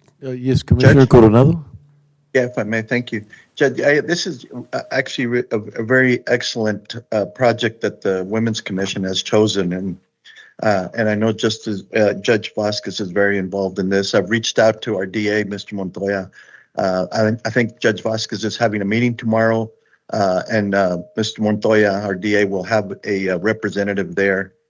This is a great opportunity, not just for, empowering issues related to women, but also for our, reimagining our justice initiatives, fairness in our justice system, as well as, towards economic development. It really bodes well with all our county goals. And I want to thank the commission for having chosen this project. It's, we're really something very, very positive that hits on a lot of the county's goals that we are pursuing. So I want to thank them and all the support that we can give them. I know they will really appreciate. Thank you, Commissioner Coronado. Thank you all. Just have a great evening. Thank you.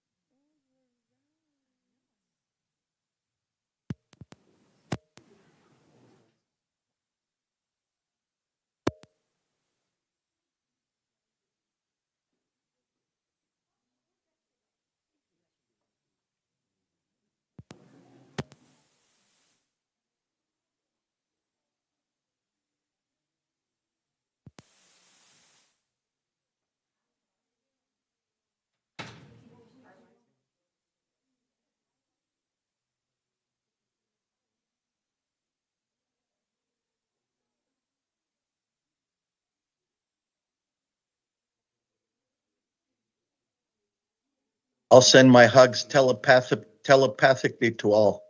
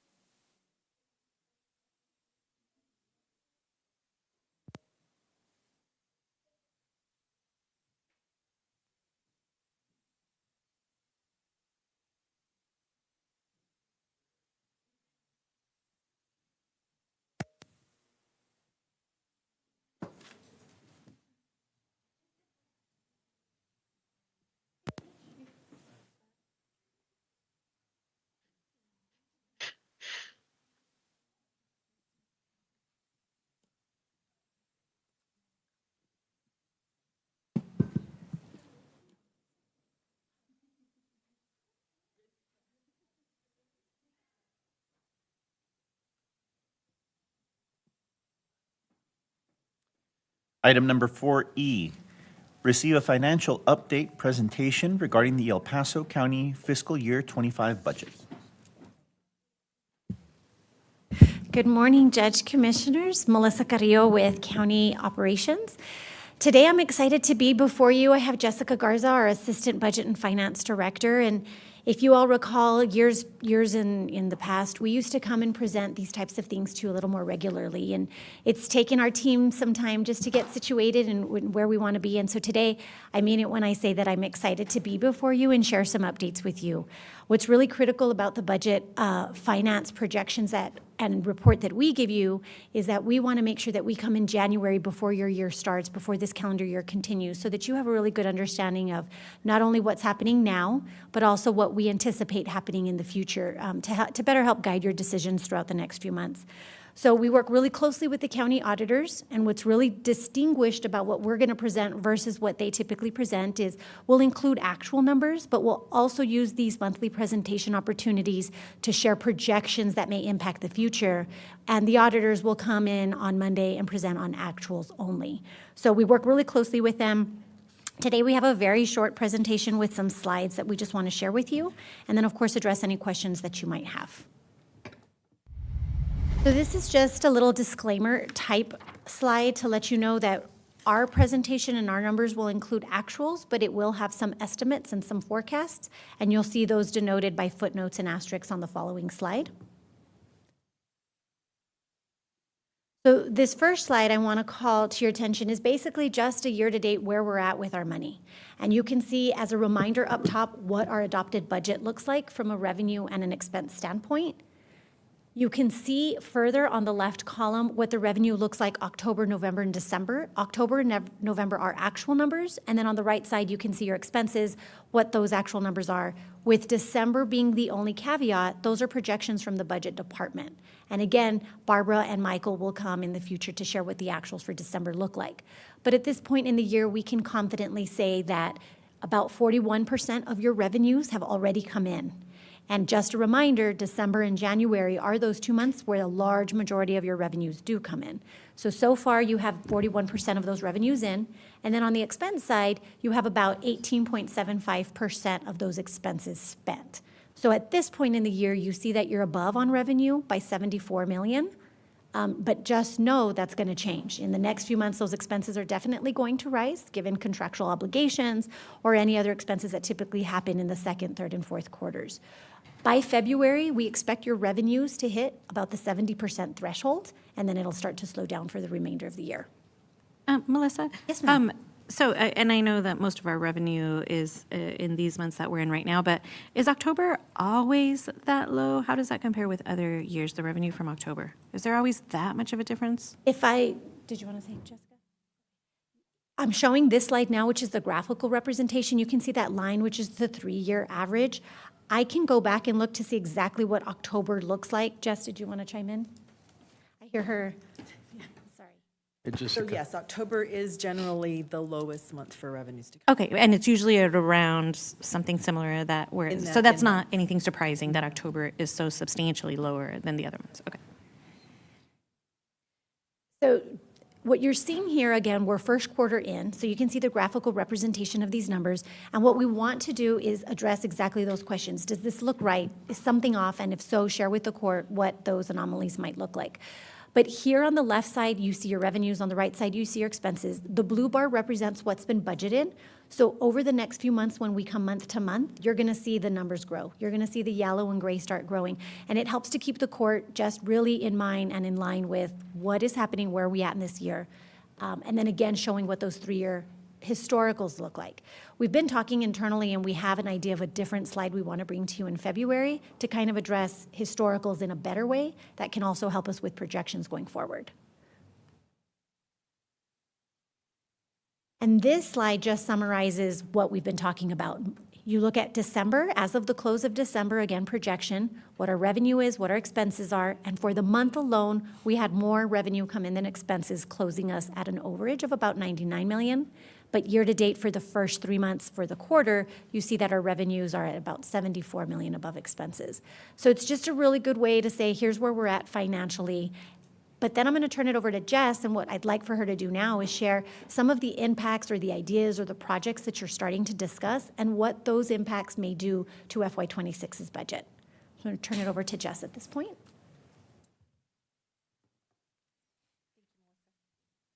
Good morning, Judge and Commissioners. Jessica Garza, Budget and Finance Department. This slide is where we're at right now with the register. It is a list of items that have already been before the court and approved that will have an impact on fiscal year 26 that are material, meaning that they are greater than 50,000. And so you've already approved some additional contracts that have increases, some additional salaries, but individually, they're not material. And as we come before you each month, you'll start to see maybe like a single line where we'll roll all those additional increases into the budget register. The total here is 6.4 million in increase that we're already anticipating for fiscal year 26, which is equal to about 0.0096 of our M&O tax rate based on our current certified tax values. This will adjust as we start to receive our new tax values for next fiscal year. But at this time, we're using this number as our starting point since that's what we based our budget off of. And then as we get closer to July, more numbers will come in, and again, that may go up or down depending on what our values start to look like. I also, after you. Given that last line item, the 1 million that was set aside for the match that wasn't awarded to the MPO, is there, at what point will a conversation be had on that set aside funding? And so the list does change as we go through the year and as we get notified that grants aren't awarded or are awarded or there's adjustments to the match amount, we'll update. And so knowing now that it wasn't awarded, probably in February when you get it, you won't see that. Okay, it'll just come off of that list. So I also wanted to talk about that for a sec, but also mention something else. But I'll start with the grant match that we approved for the deck park. I know that I don't know if it's been like announced by the actual coalition or the organization that's doing the deck park, but we've heard in the news, right? Right, it was in I the haven't media. heard directly from anybody at the foundation that's the case. I again saw it in the news, so I guess we need to make sure that that's a thing. I don't know, Judge. Well, has anybody else been contacted by? I have spoken to But- the MPO, and they confirmed that it Okay. wasn't awarded. Okay. And so, I mean, I supported that allocation because I want more green space in and around downtown, and I also wanted to be kept in the loop. I don't know if that's really happened or not, but I know Betsy was supposed to go to some meeting a couple of weeks ago and then was uninvited. I'm not sure why. I mean, was anybody on the Commissioners Court involved in that? Judge, were you? No? Referring to what specific? A meeting regarding the deck park and I guess what's going on with I've been that. to several, but I don't know specifically, but. Okay. And it's been part of the. So I mean, I was just wondering because I know that Betsy told me that there was a meeting that she had been invited to, but then was told that it was. So. That's concerning. Huh? That's concerning. Yeah. So I'm not sure what that meeting or who was in that meeting. I thought that maybe somebody on a political level might have been invited to that meeting, but I guess not. Because I was to not. one in particular, I don't know if that's the one. Was it a couple? I don't know. About 2 weeks ago. Was it 2 weeks ago? And Okay. Betsy was invited, but she couldn't attend. Okay. But I did. Commissioner, we can look into that and ask for kind of an official status of where we're at. And as soon as we get that confirmation, then we'll remove it from the budget register.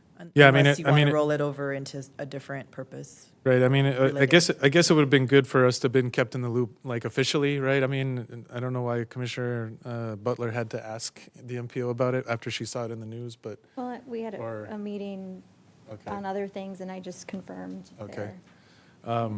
But we need to talk to the MPO and also the foundation about making sure that we don't find out about things in the news, especially when we're a major partner. But, I'm, hearing different things, but, whether the plan for it to continue to be a green space is still the plan, or if there's going to be a large structure for a specific purpose. I've heard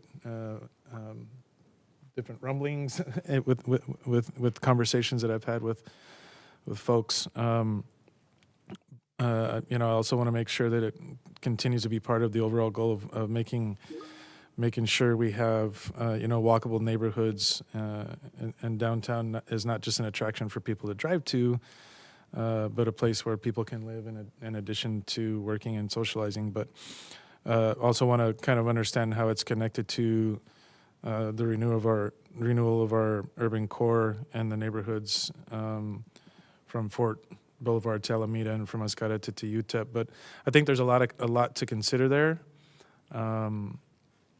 But for now, I do think that we should keep that money in the budget, in the 2026 budget, and be prepared to play some type of role. I think that, I don't know what the plan is to come back, and since that original grant was not received, but I think we should consider keeping it there for now, just to make sure that we can continue to play a role and be a part of that. That's important for me because it's in precinct 2. Obviously I'm still opposed to the expansion of the highway and would like to continue to push for the park not being contingent upon that. But we have that regional port study that's underway, and we need to make sure that we're promoting alternative truck traffic and routes, such as the Borderland Expressway for through traffic down, instead of downtown. But I think for budget purposes and for today's discussion, I'd like to suggest that we keep it in the budget for now.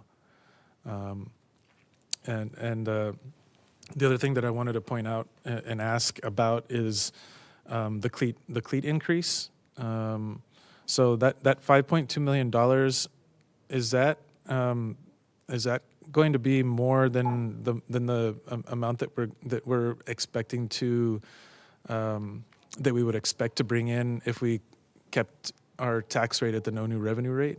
I mean, because I feel like the amount that we've I think over the last couple of years that we've gone to the no new revenue rate, and so the increase in our budget that has come from basically new properties on the tax roll has been less than that amount. So I just want the court to understand that we made that decision, but that means that it's quite possible that if we ask or if we want to try to go to the no new revenue rate, we're going to have to cut somewhere else, or to be able to fund that contract, we're going to have to increase our revenue some other way. Commissioner, that's a really good point. I would say over the last 4 or 5 years, our new construction growth and our taxable values has come in less than what our obligation commitment is. to the Our commitment is contract. to the collective bargaining agreement. Okay. And so at this point, if in just kind of looking forward, it would be difficult for me to say we're going to have additional revenue based on new values, because that will absorb most of it. Yeah, I mean, I just want to make sure that that's clear to everybody on the court, because when we go to fund the budget, if we're approving the budget and we go to fund the budget, if we don't cut somewhere else, and I'm not proposing that that's what we do, either way, but I think we need to go into the year understanding that we are already in the negative, and just because of that contract. And so we're going to have to either raise revenue, possibly taxes. I'm not saying that that's what we're going to have to do, but or if members of the court don't want to do that, then we need to work to find other ways to make up that money, and we're going to have to cut other services. Commissioner Butler. I just had a question on that 5.2 million.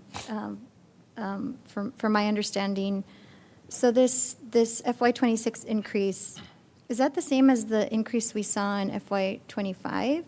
And so it's just, we're just adding it? We carry it forward, yes. We carry it And forward. so every year it Instead of grows. including it in the general fund moving forward, we're adding it. This is like- the general fund. Okay, but what I mean is, so in FY25, we increase under that agreement by Right. 5 million. Right. And our expectation based on that agreement is that in FY26, we'll need to increase another It'll be 5 additional. million. It's on An top of- additional on top of what we're already at. on top of what we already have Correct. paid for in FY25. But because it's a multi-year contract. And every year has an increase. It will continue to grow each year. I don't know, I guess, I just think the way that it's labeled here means like it's a new, it looks like it's a new expenditure for us when we already did it in FY25 and have talked about that huge impact of that increase on the budget.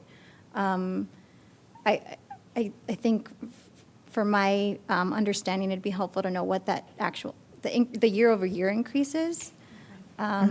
Because, we already decided to move forward with the contract and already funded it for a full year. So I don't know, it just isn't as clear and transparent as it could be. And so we've already funded it in FY25 according to the collective bargaining agreement. And when we get into 26, we'll have to increase those salary budgets by this 5 million. So part of the purpose of this register is to kind of remind us all, we approved a contract 2 years ago that continues to increase our budget as we move forward. And it's just to not lose sight of those increases that have been approved either this fiscal year or in prior fiscal years that continue to impact future fiscal years. Yeah, this is an increase above Where we're what we at. already increased for 2025. So, when we voted for the contract, was it last year or 2 years ago? 2 years. 2 years ago, that was in the contract, yes.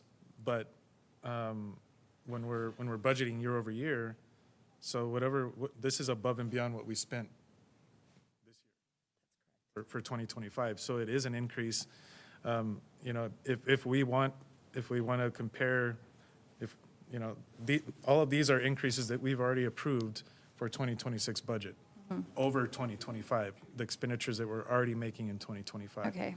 That's correct.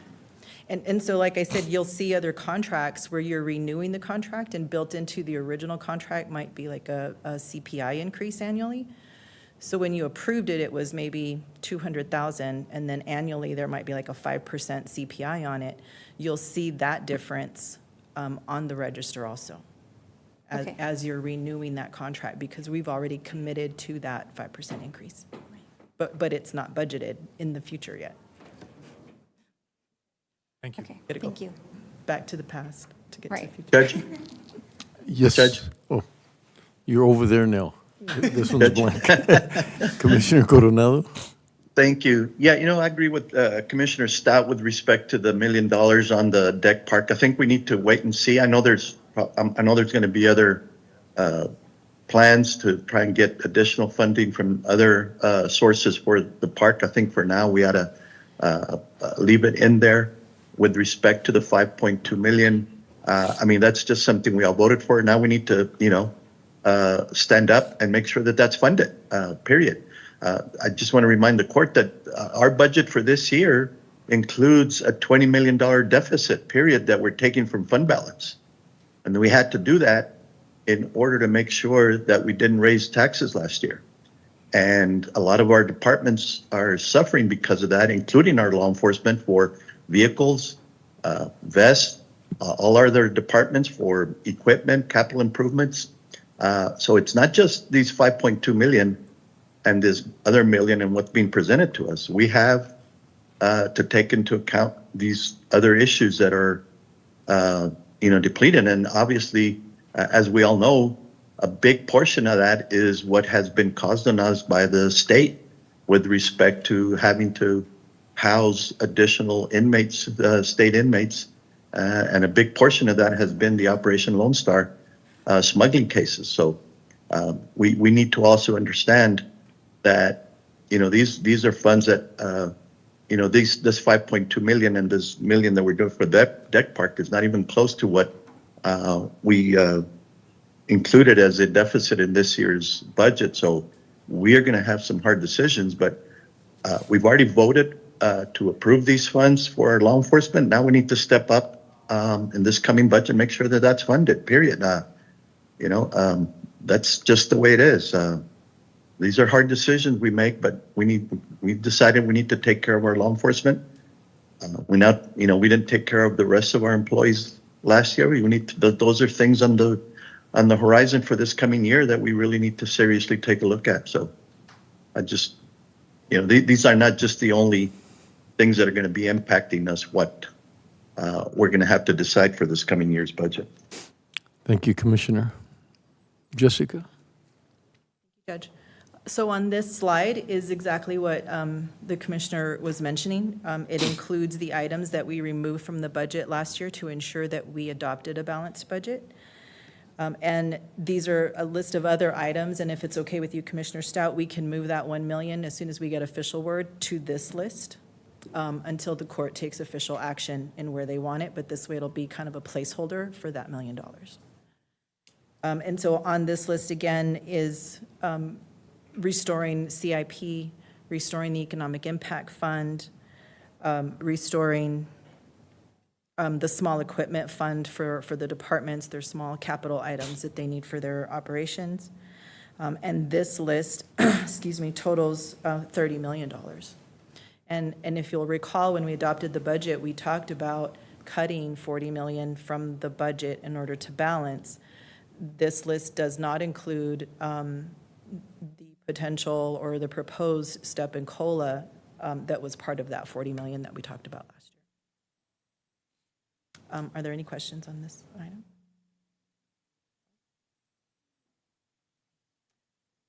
With that, I will turn it back over to Melissa and any other questions you may have. Thank you, Jessica. I also, real quick, I wanted to ask about the can you go back to the prior slide? The raise grant. It's also something that I'm not opposed to, but it's a pretty big chunk of discretionary funding, and I want to continue to push for the county, trying to understand cost benefit for these types of investments, and also whether we're giving a benefit to developers and to people who are making the choice to live further from the center of the city, or whether it's a general public, I guess, benefit in terms of our future budget. So, I mean, does the growth pay for itself over time through taxes that are being paid by new development? And if not, is this is a type of benefit that we don't provide other developers at this level? I know that new roads cost millions upon millions of dollars, and sometimes tens of millions, and it may pay for itself through the tax base or sales tax or indirectly through economic activity. But if we're going to continue in going down that road in that game and possibly spurring in direct economic activity, we have to look at the type and the scope of the incentives for other types of development. What if we spent similar amounts of money to improve things like Delta Drive between downtown and the Coliseum, for example? And I think for future budgeting purposes, again, we really need a detailed examination of the cost benefit of continued development in the unincorporated parts of the county, and where we put our discretionary infrastructure funds. I feel like we're kind of on autopilot, sending tens of hundreds of millions of dollars over the years further and further outward, and we haven't really examined whether it benefits the majority of our existing constituents or just those who are moving to those new neighborhoods. I think this is, sorry, Judge. I think this is probably part of a larger discussion that needs to happen on the court when it comes to transportation expansion in this particular area, and this is in Precinct 3, but it connects a large growing population of the county to the city. And in my perspective, it's not spurring growth. The growth is already there. The people live there. It's a lot of it was brought on by Amazon and the Eastlake area growth. You can't ignore the fact that you have 30,000 new residents in an area that are trying to figure out how to commute and to get out of their neighborhoods in a safe way. I think our responsibility as the county is to be able to provide safe roads and help people access resources and get to their jobs and get to schools. And in the county, that's the only resource that our constituents have. That's it. There's no other governmental entity that's going to help them.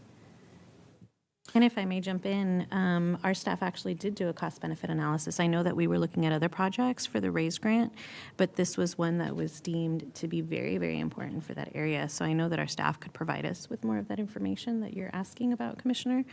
But yes, I mean, this is, these are homes that are already built, businesses that are already there.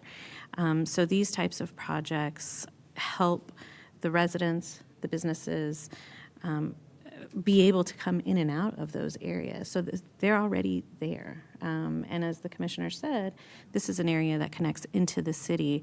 So I think perhaps the conversation would be different if we were talking about an area that wasn't already developed. But this area is very much already developed. Yeah, I mean, it's definitely part of a larger discussion, and we need to have you know, that discussion, and maybe it's not, you know, that we're spurring, but serving, right? So, but I feel like either way we lack. I lack information on the budget impact, and you know, we also have responsibility to our existing taxpayers. And I know that some of what you're talking about, Commissioner Holguin, has been helpful, but I feel like it's not as in depth as I. So I think we need to sit down and have that conversation and look at these things.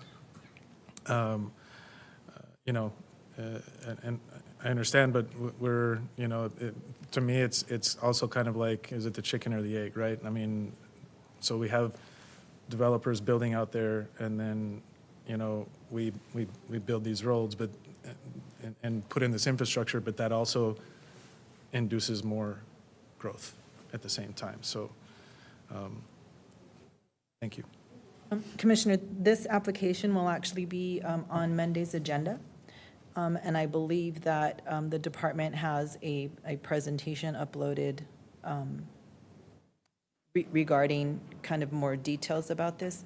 Cost-benefit analysis is one of the requirements to submit the grant. It has to meet a certain threshold. Of course, the economic situation of the area is considered, as well as traffic studies, because one of the intents is to alleviate traffic. And as we're putting this together, I want to say that the initial application was started probably 3 years ago. And we did not have all the elements together. We did submit last year. It scored very well. And we're really hopeful that it will get funded this year. The match amount being requested for this particular item, that $8 million, is just for year one. It is a 3-year project. And so there will be additional grant match coming in the following years for that. And while the application itself did not require a match, the project itself exceeded the maximum amount we were able to apply for.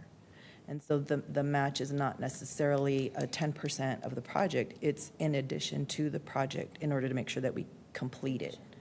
And again, that it gets completed at today's dollars, not at 10 years from now dollars. And I think that was one of the elements when we met with the department that they asked us to, not with the department, with the agency itself, that when we were putting this together 2 years ago, they asked us to make sure the project would be complete because they did not want to partially fund a project. And it'll be on for Monday, and I'm sure the department will have more details, and there'll be some details in the backup that may help provide the information you're looking for. Thank you. Any other questions? Thank you. Jessica, thank you, Judge and Commissioners. So with that, just know we're going to come every month and we can provide this platform to not only let you know where we're at, but also to have these types of discussions. One thing I want to mention on the grant side is as we work on this redesign that I've continued to mention to the court, we've talked about when we put these grant applications on the court's agenda that we don't put them in a consent if they have any kind of a grant match so that the court can have that active dialogue before we commit future funding, right? So we're working on redesigning that to give you the platform and the discussion opportunities that I know that you're looking for. So with that, we'll go ahead and close out. It's early in the year. We don't have quite a bit of projections at this point. We do know on the revenue side, our top 3 revenue sources are property taxes, sales taxes, and our federal contract. And all those 3 are in place still at this point. So we'll bring you more information as we see those changes. On the expense side, we know that we're in a legislative year, so we're going to be watching to see any impacts that may come from that. We're going to change on the federal administration side, so we're going to watch to see what impacts come from that. And then again, as Jessica mentioned, we really want to look at FY26 as a restoration year and what we can do to restore some of what was cut to balance our budget starting this year. So we'll keep you posted. We'll work closely with the auditors and hope to address any financial questions that you all may have. Thank you, Melissa. Thank you so much. Jessica. Appreciate it.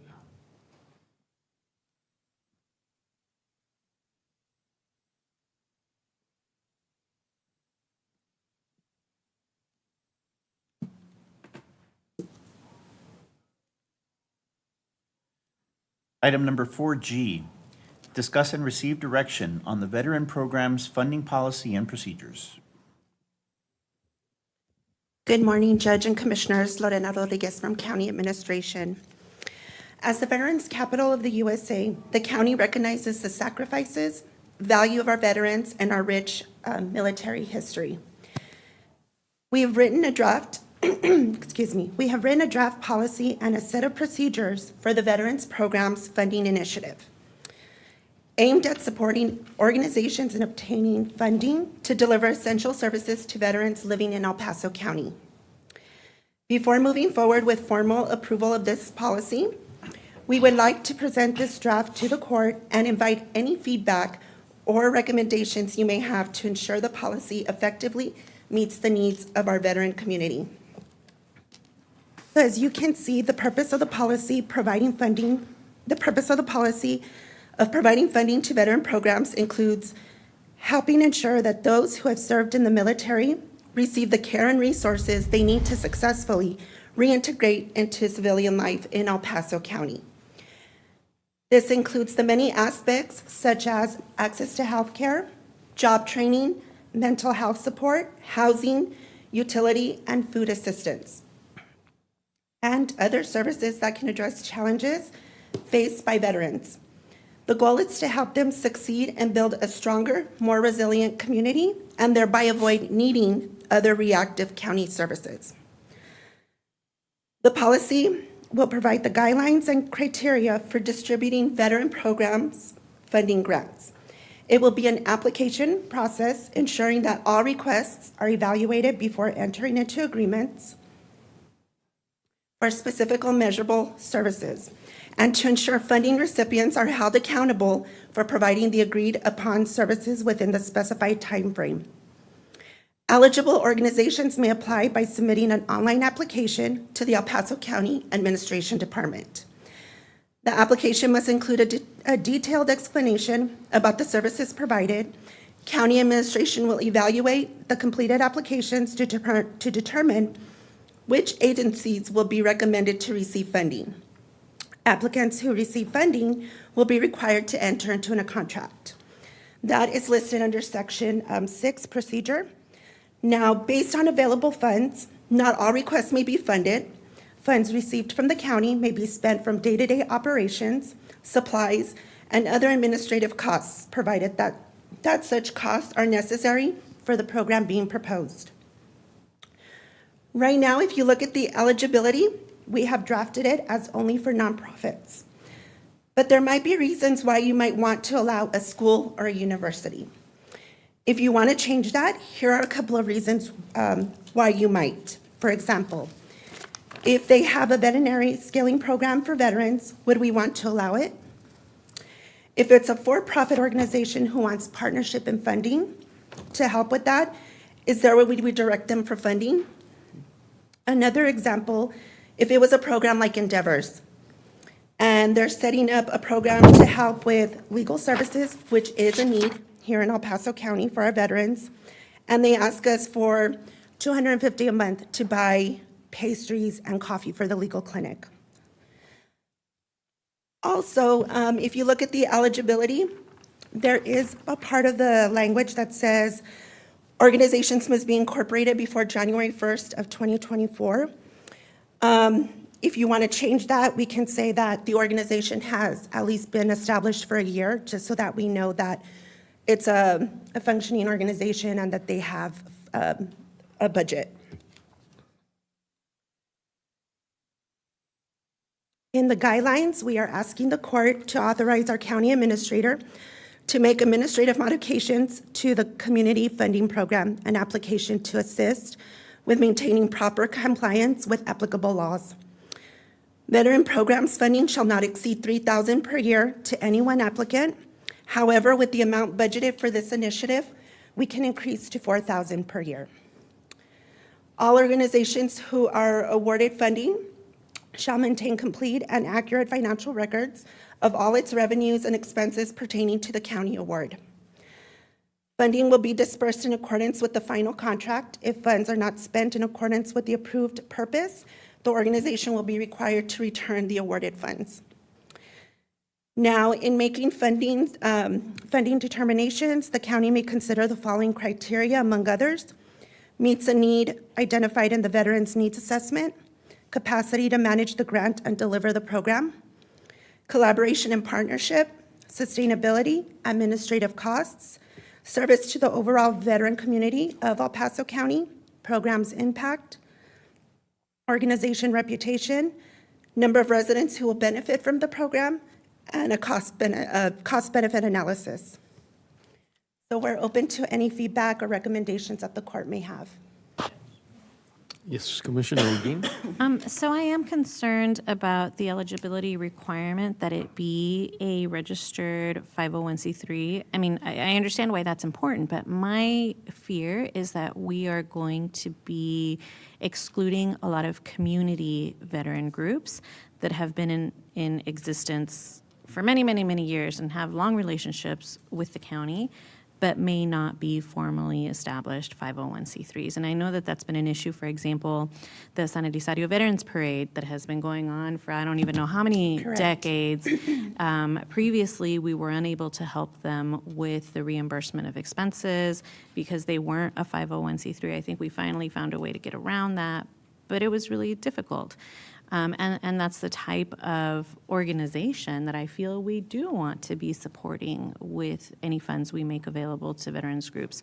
The amount itself is $3,000. It's a pretty small amount. So from my perspective, I feel like it's going to be more of these smaller community-driven veterans groups that would be applying for grants of that amount, and not endeavors that would probably need, for the programs, because they are so large, the programs that they want to see put forth would probably require a lot more funding than that.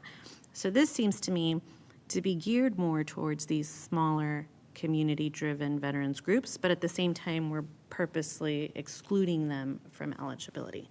So that's just a really big concern from my perspective, Judge.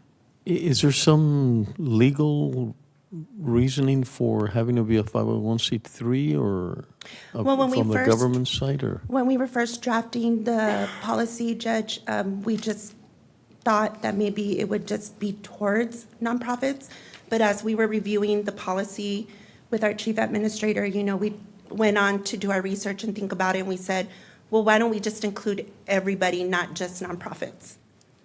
So at that time, when we were drafting it, we thought we'll just target the nonprofit organizations. But as we were continuing drafting the policy, we wanted to get your consideration to say, we just want nonprofits, or we want to include all organizations. Yeah, I think Commissioner Holguin has a really strong point. That's the ones we're always depending on.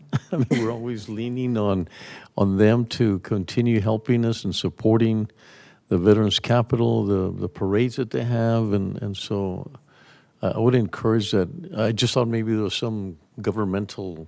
No, sir. Okay. No. And I feel that that should be one of the factors, right? Looking at the longevity of the group and past interactions with the county.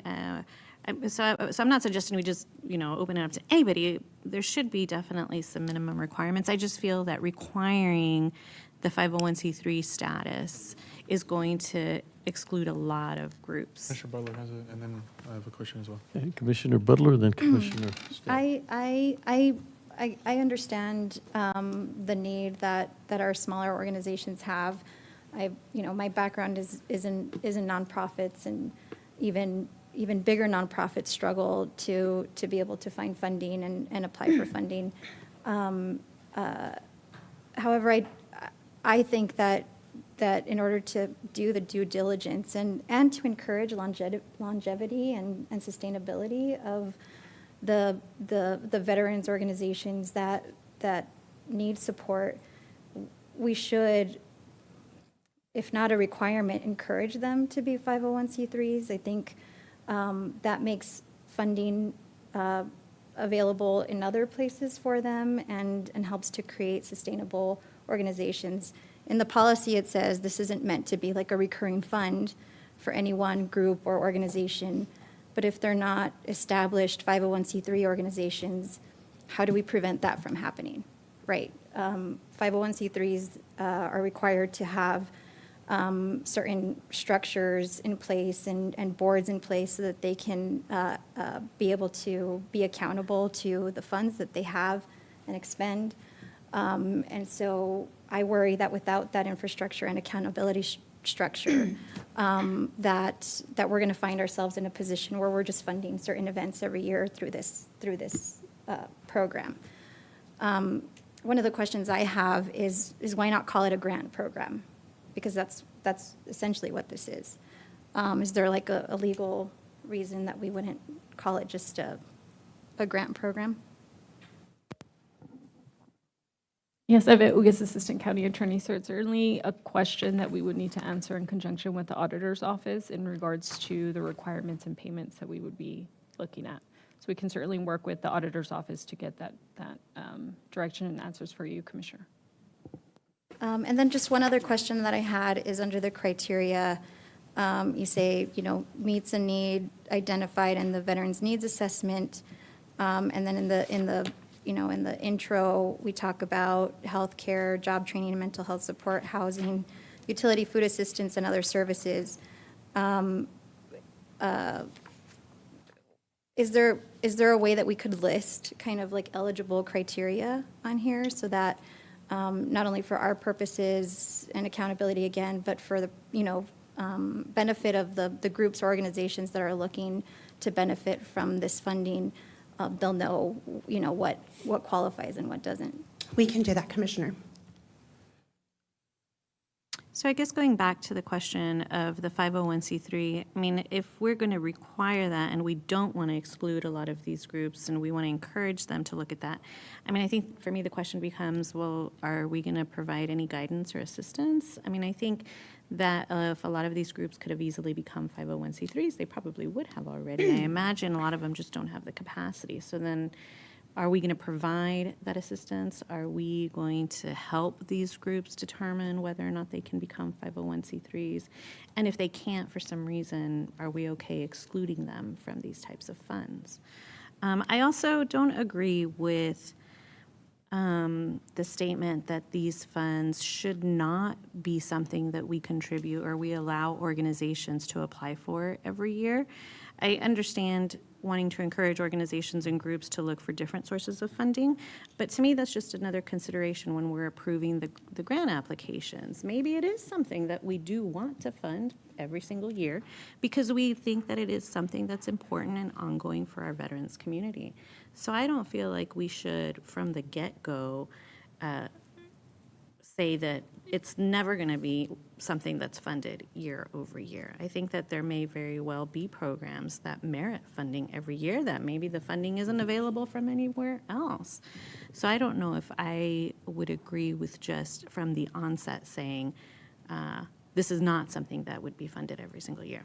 I think that's a question that's answered every year through the application process, the value of whatever that activity is. Judge, I've got a question. So,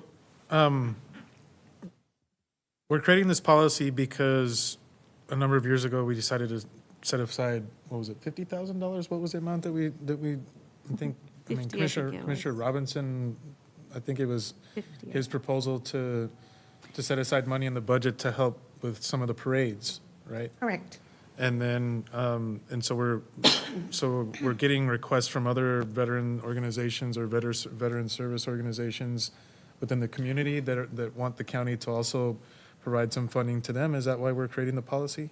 So from my recollection, it was initially $50,000 for the parades, but then nowhere near We that didn't amount spend was that much. actually spent. Correct. Right. So then I think the conversation was, then let's set aside half, $25,000 for help with the parades, and then the other $25,000 for other Okay, types of so- activities. Right, so that's my confusion is, are we, so we're just going to be we're cutting it in half, so we're going to continue to take $25,000 for the parades because that's what they need, and then the other $25,000 is going to adhere to this policy?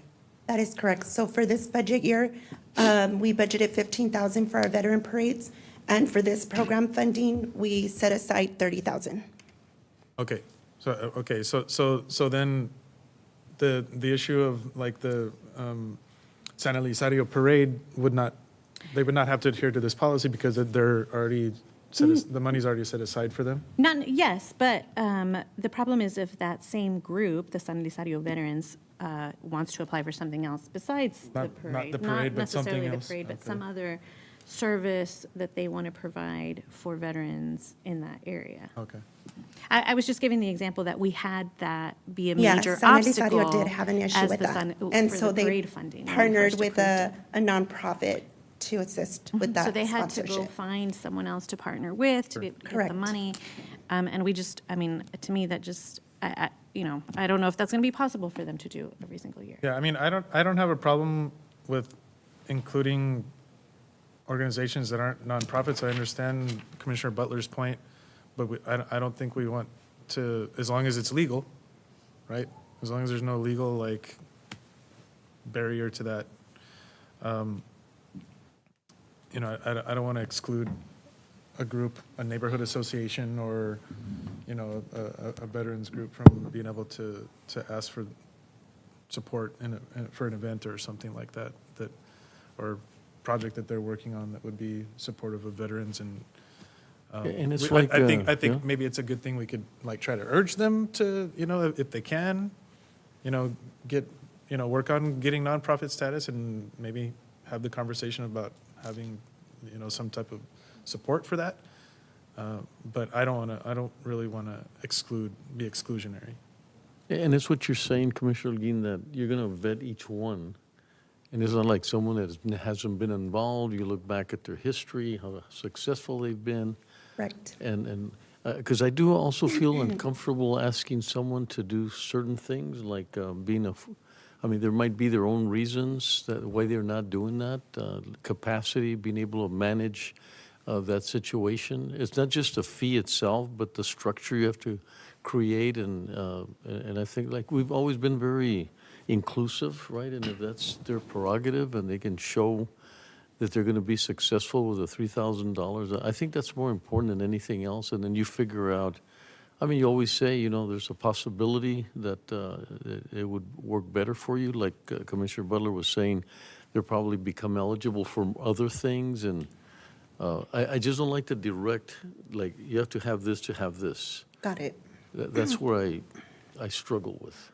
And I'm not sure who would ultimately make the funding, like, let's say we get all the applications, who would actually make the final decisions? But it seems like we would want to bring our VAB to be involved, right? We each have an appointee who know the actual functioning veterans organizations in their different areas. So I feel like their perspective would be really important when we're trying to figure out, is this a reputable program? It's not some fly-by-night, whatever that just popped up. So I don't know if that discussion's been had about who would actually make the recommendations for approval of the grants, but I feel like it would be important for our VAB appointees to Yeah, for play them an to important advise us role. and make a recommendation, I think. We had would be done it as helpful. county administration would be the one to evaluate the applications. I'm not sure what the priorities are set for the VAB. I don't know if the Boards and Commissions Manager, Michelle Cochran, would like to speak on that, or a Veterans Assistance Officer.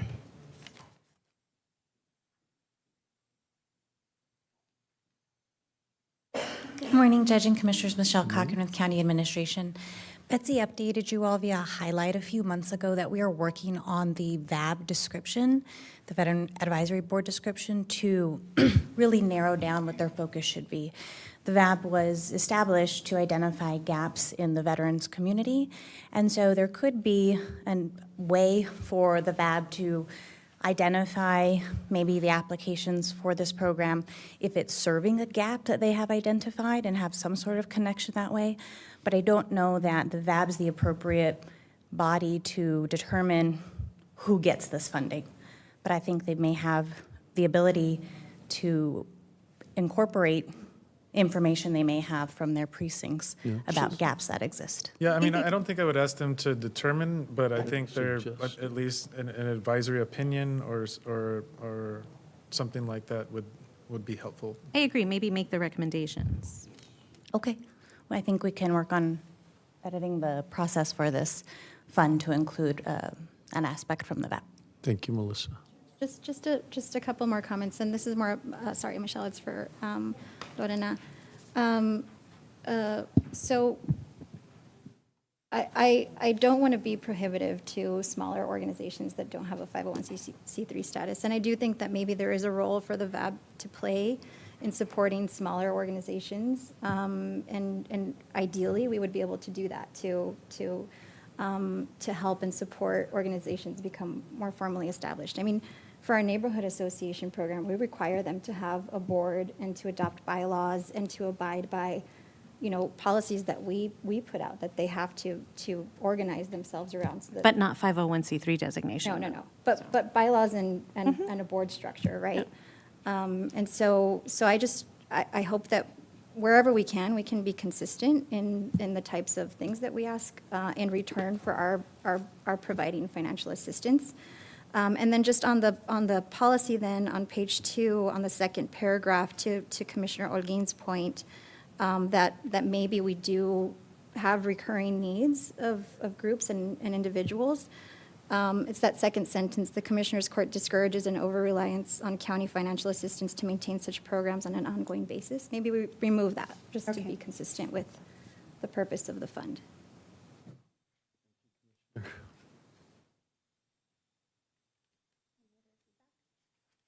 No? Thank you, Judge? Lorena. Mayor? Yes, sir. I keep wanting to. Because he's Yes, Commissioner Coronel? Yeah, I agree on some of the things that have been said. I think the VAP can be useful in terms of giving us, opinions about the particular organization. Sometimes we may not have idea of how involved that organization is or whether they're doing a good job. They may have a better ear of what's going on with that organization and give us feedback, but not make the decisions. I agree. As far as the ongoing funding year by year, I think we can just, take that on a case-by-case basis. We don't want to fund some of their yearly budget just to fund their budget that they need, but it's got to be for specific purposes that meets our requirements. And so I agree that I don't think we need to require that they be 501c3s, but I think we should require that they have some kind of structure. And, getting a 501c3, it's fairly easy to apply to incorporate a nonprofit in the state. The problem then is submitting an application to the federal government to get the 501c3 status and a continuing, assistance from either an attorney or CPA that some of these groups may not have access to or the funds to do. So I agree with that. I think we shouldn't be so prohibitive of those organizations because of those issues. It just requires a lot more funding on an ongoing basis for them. So I'm in agreement. I think we need to take a look at the policy and just, take them in on a case-by-case basis to see, how administration feels about it. If there's some issues that come up, then they can bring them up to the court. Exactly. Thank you, Commissioner. Moreno? Thank you, Judge and Hope you got Commissioners. the right feedback. We will take your feedback. Okay, thank you. Thank you. Michelle, thank you. Thank you. Caesar.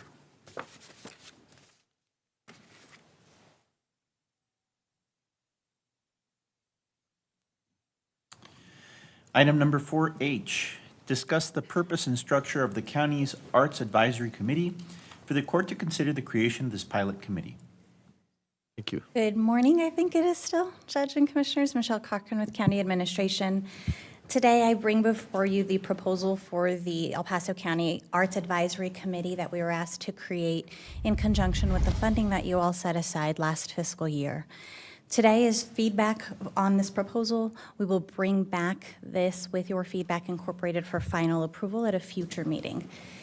In the backup, you have the purpose of this committee, and it is specifically stated that this pilot committee is established to provide advice to the county to advance and enrich the arts and cultural activities and policies within El Paso County. The committee will consist of 5 members, each one appointed by each one of you. And then we do have the term ending December 31st, 2026 as of right now. This is similar to how we set up the Bond Advisory Committee. And the reason for that is in all of our research on the arts committees, when the committee wasn't tied to a specific goal or consistent funding that was sustainable, it tended to kind of just get out of hand in other counties that we've talked to. And so we tied it to the funding that we discussed and presented last year to you all. Of course, that is up to your discretion. Once it's evaluated after this time period, you all can give direction to continue this committee, or if the budget allows in future years, perhaps continuing on as a as needed basis if funding is provided, or if there is a specific purpose for the committee. There are standard rules that we have with every committee, such as officers, chairperson, and vice chairperson, that you all do have the discretion to remove members for good cause. The eligibility requirements of living in El Paso County, we included, of course, must be. Not that Yes, I'm Judge. not in agreement, but that's different, right, from other committees where, we'll retain the discretion to remove members for good cause. I think all other committees, right, it's not like that, right? Correct. So we have our statutory boards and commissions that have certain rules that we have to follow, but because this is a committee of the court, we're including some of these rules that we're able to, if you approve, to add in. But we can, of course. You don't want to keep the same, I know it's different, but I just would not like someone to be concerned if they speak out or they're different from, that they feel vulnerable about, being eliminated from the committee. Or I sort of like the other part better, that, if you, unless it's for, we have to go through a process if we're not in agreement with a committee member. Yes, sir. Would you like us to I remove don't that know. or Well, just make it expand? consistent Okay. with the others is what I'll review the other committees that we've set up, Judge, and review the rules for that. Judge? Yes, Commissioner Coronado?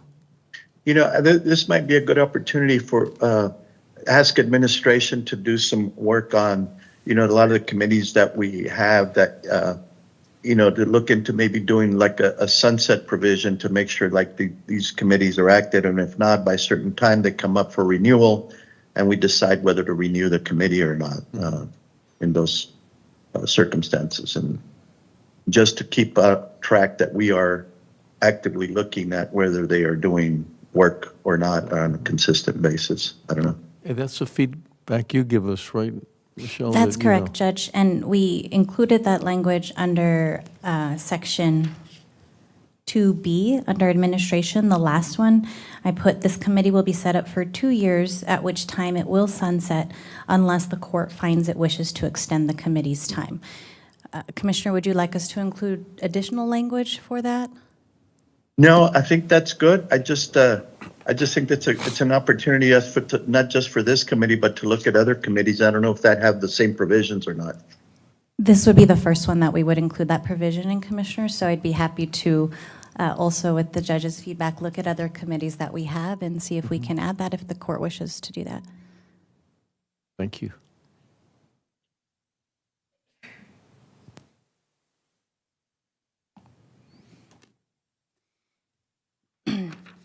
The duties are rather extensive on this one, so I'm not going to read all of them. I hope that you all had an opportunity to review. Was there any feedback specifically on the duties? Yeah, well, I'll let you go through the rest of the presentation, and then I'll make my comments. That's it, Commissioner, unless Okay. there are any other questions or specific things. Okay. We jumped forward to administration, so. Okay, so just first of all, I wanted to thank you, Ms. Cochran, for your work on this and for the guidance of people like Betsy and other folks in the administrative staff. I know this is spent a lot of time on this, and it's thoughtful work, and it's a good policy. And you know, the work that we've done with ARPA funds to develop resources for the arts, I think is really important. I mean, arts are critical to our social, our cultural aspects, and importantly to the point of our focus with ARPA economically, right? And I think this committee is part of, you know, it's part of several ARPA-funded actions that we're taking in regards to the arts. And one of those is the Arts Master Plan that we've talked about. And so this committee is to serve as a resource, and I think its role in the Arts Master Plan needs to be spelled out as part of the policy. Okay. I think the purpose states that it states this pilot committee is established to provide advice to the county to advance and enrich the arts and cultural activities and policies within El Paso County. But I'd also like to see if we could add the phrase, including but not limited to assisting with development and implementation of the Arts Master Plan. I think, you know, that's going to be that's an important endeavor and, upon which we're embarking soon, and I think we would be remiss if we did not tap into our Arts Commission to be, you know, a strong part of that, assisting with the development of that master plan. And then under J, if we can add work cooperatively with other county departments and commissions, municipal and local arts agencies in promoting, or that's what it says. It says work cooperatively with other county departments and commissions, municipal and local art agencies in promoting arts in the county.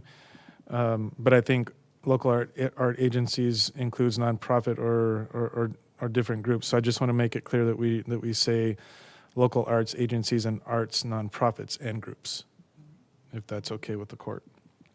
And then I also think we should add a reference to the Arts Master Plan here so that the entire thing would say work cooperatively with other county departments and commissions, municipal and local arts agencies, and art nonprofits and groups in promoting arts in the county.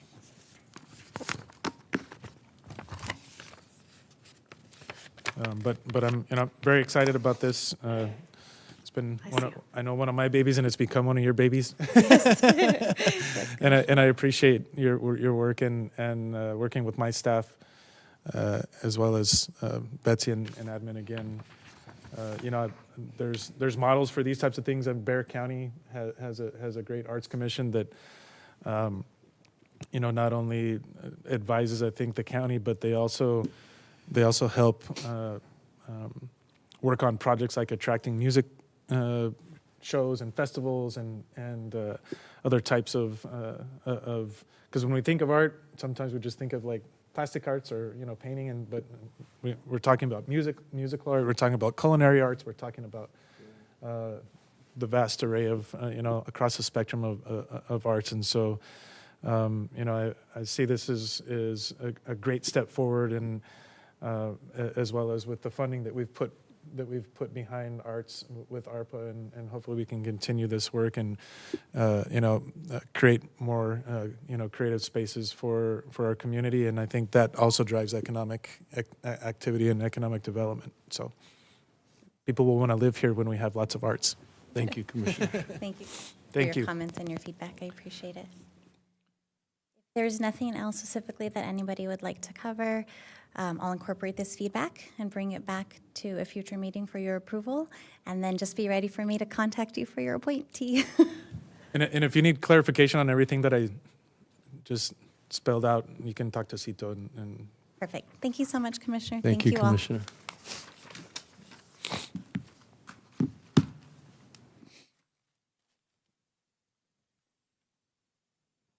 That completes all the items on our agenda today, Judge. Well, thank you. I don't know if we introduced our translators back there, but welcome. I think we have a new member back there. I'm sorry, Judge, I failed to introduce this morning's translators. Today we have Katia Garcia with us, as well as Tamara Marquez. Thank you. Thank you. And everybody else, have a great weekend, our promotion team back there. Thank you. And to all the commissioners, good luck. It's going to be a little tougher kind of week, but I think we've got some great ideas and courage and faith that we could work things out for our community. So thank you. This concludes today's meeting at 12:11 p.m.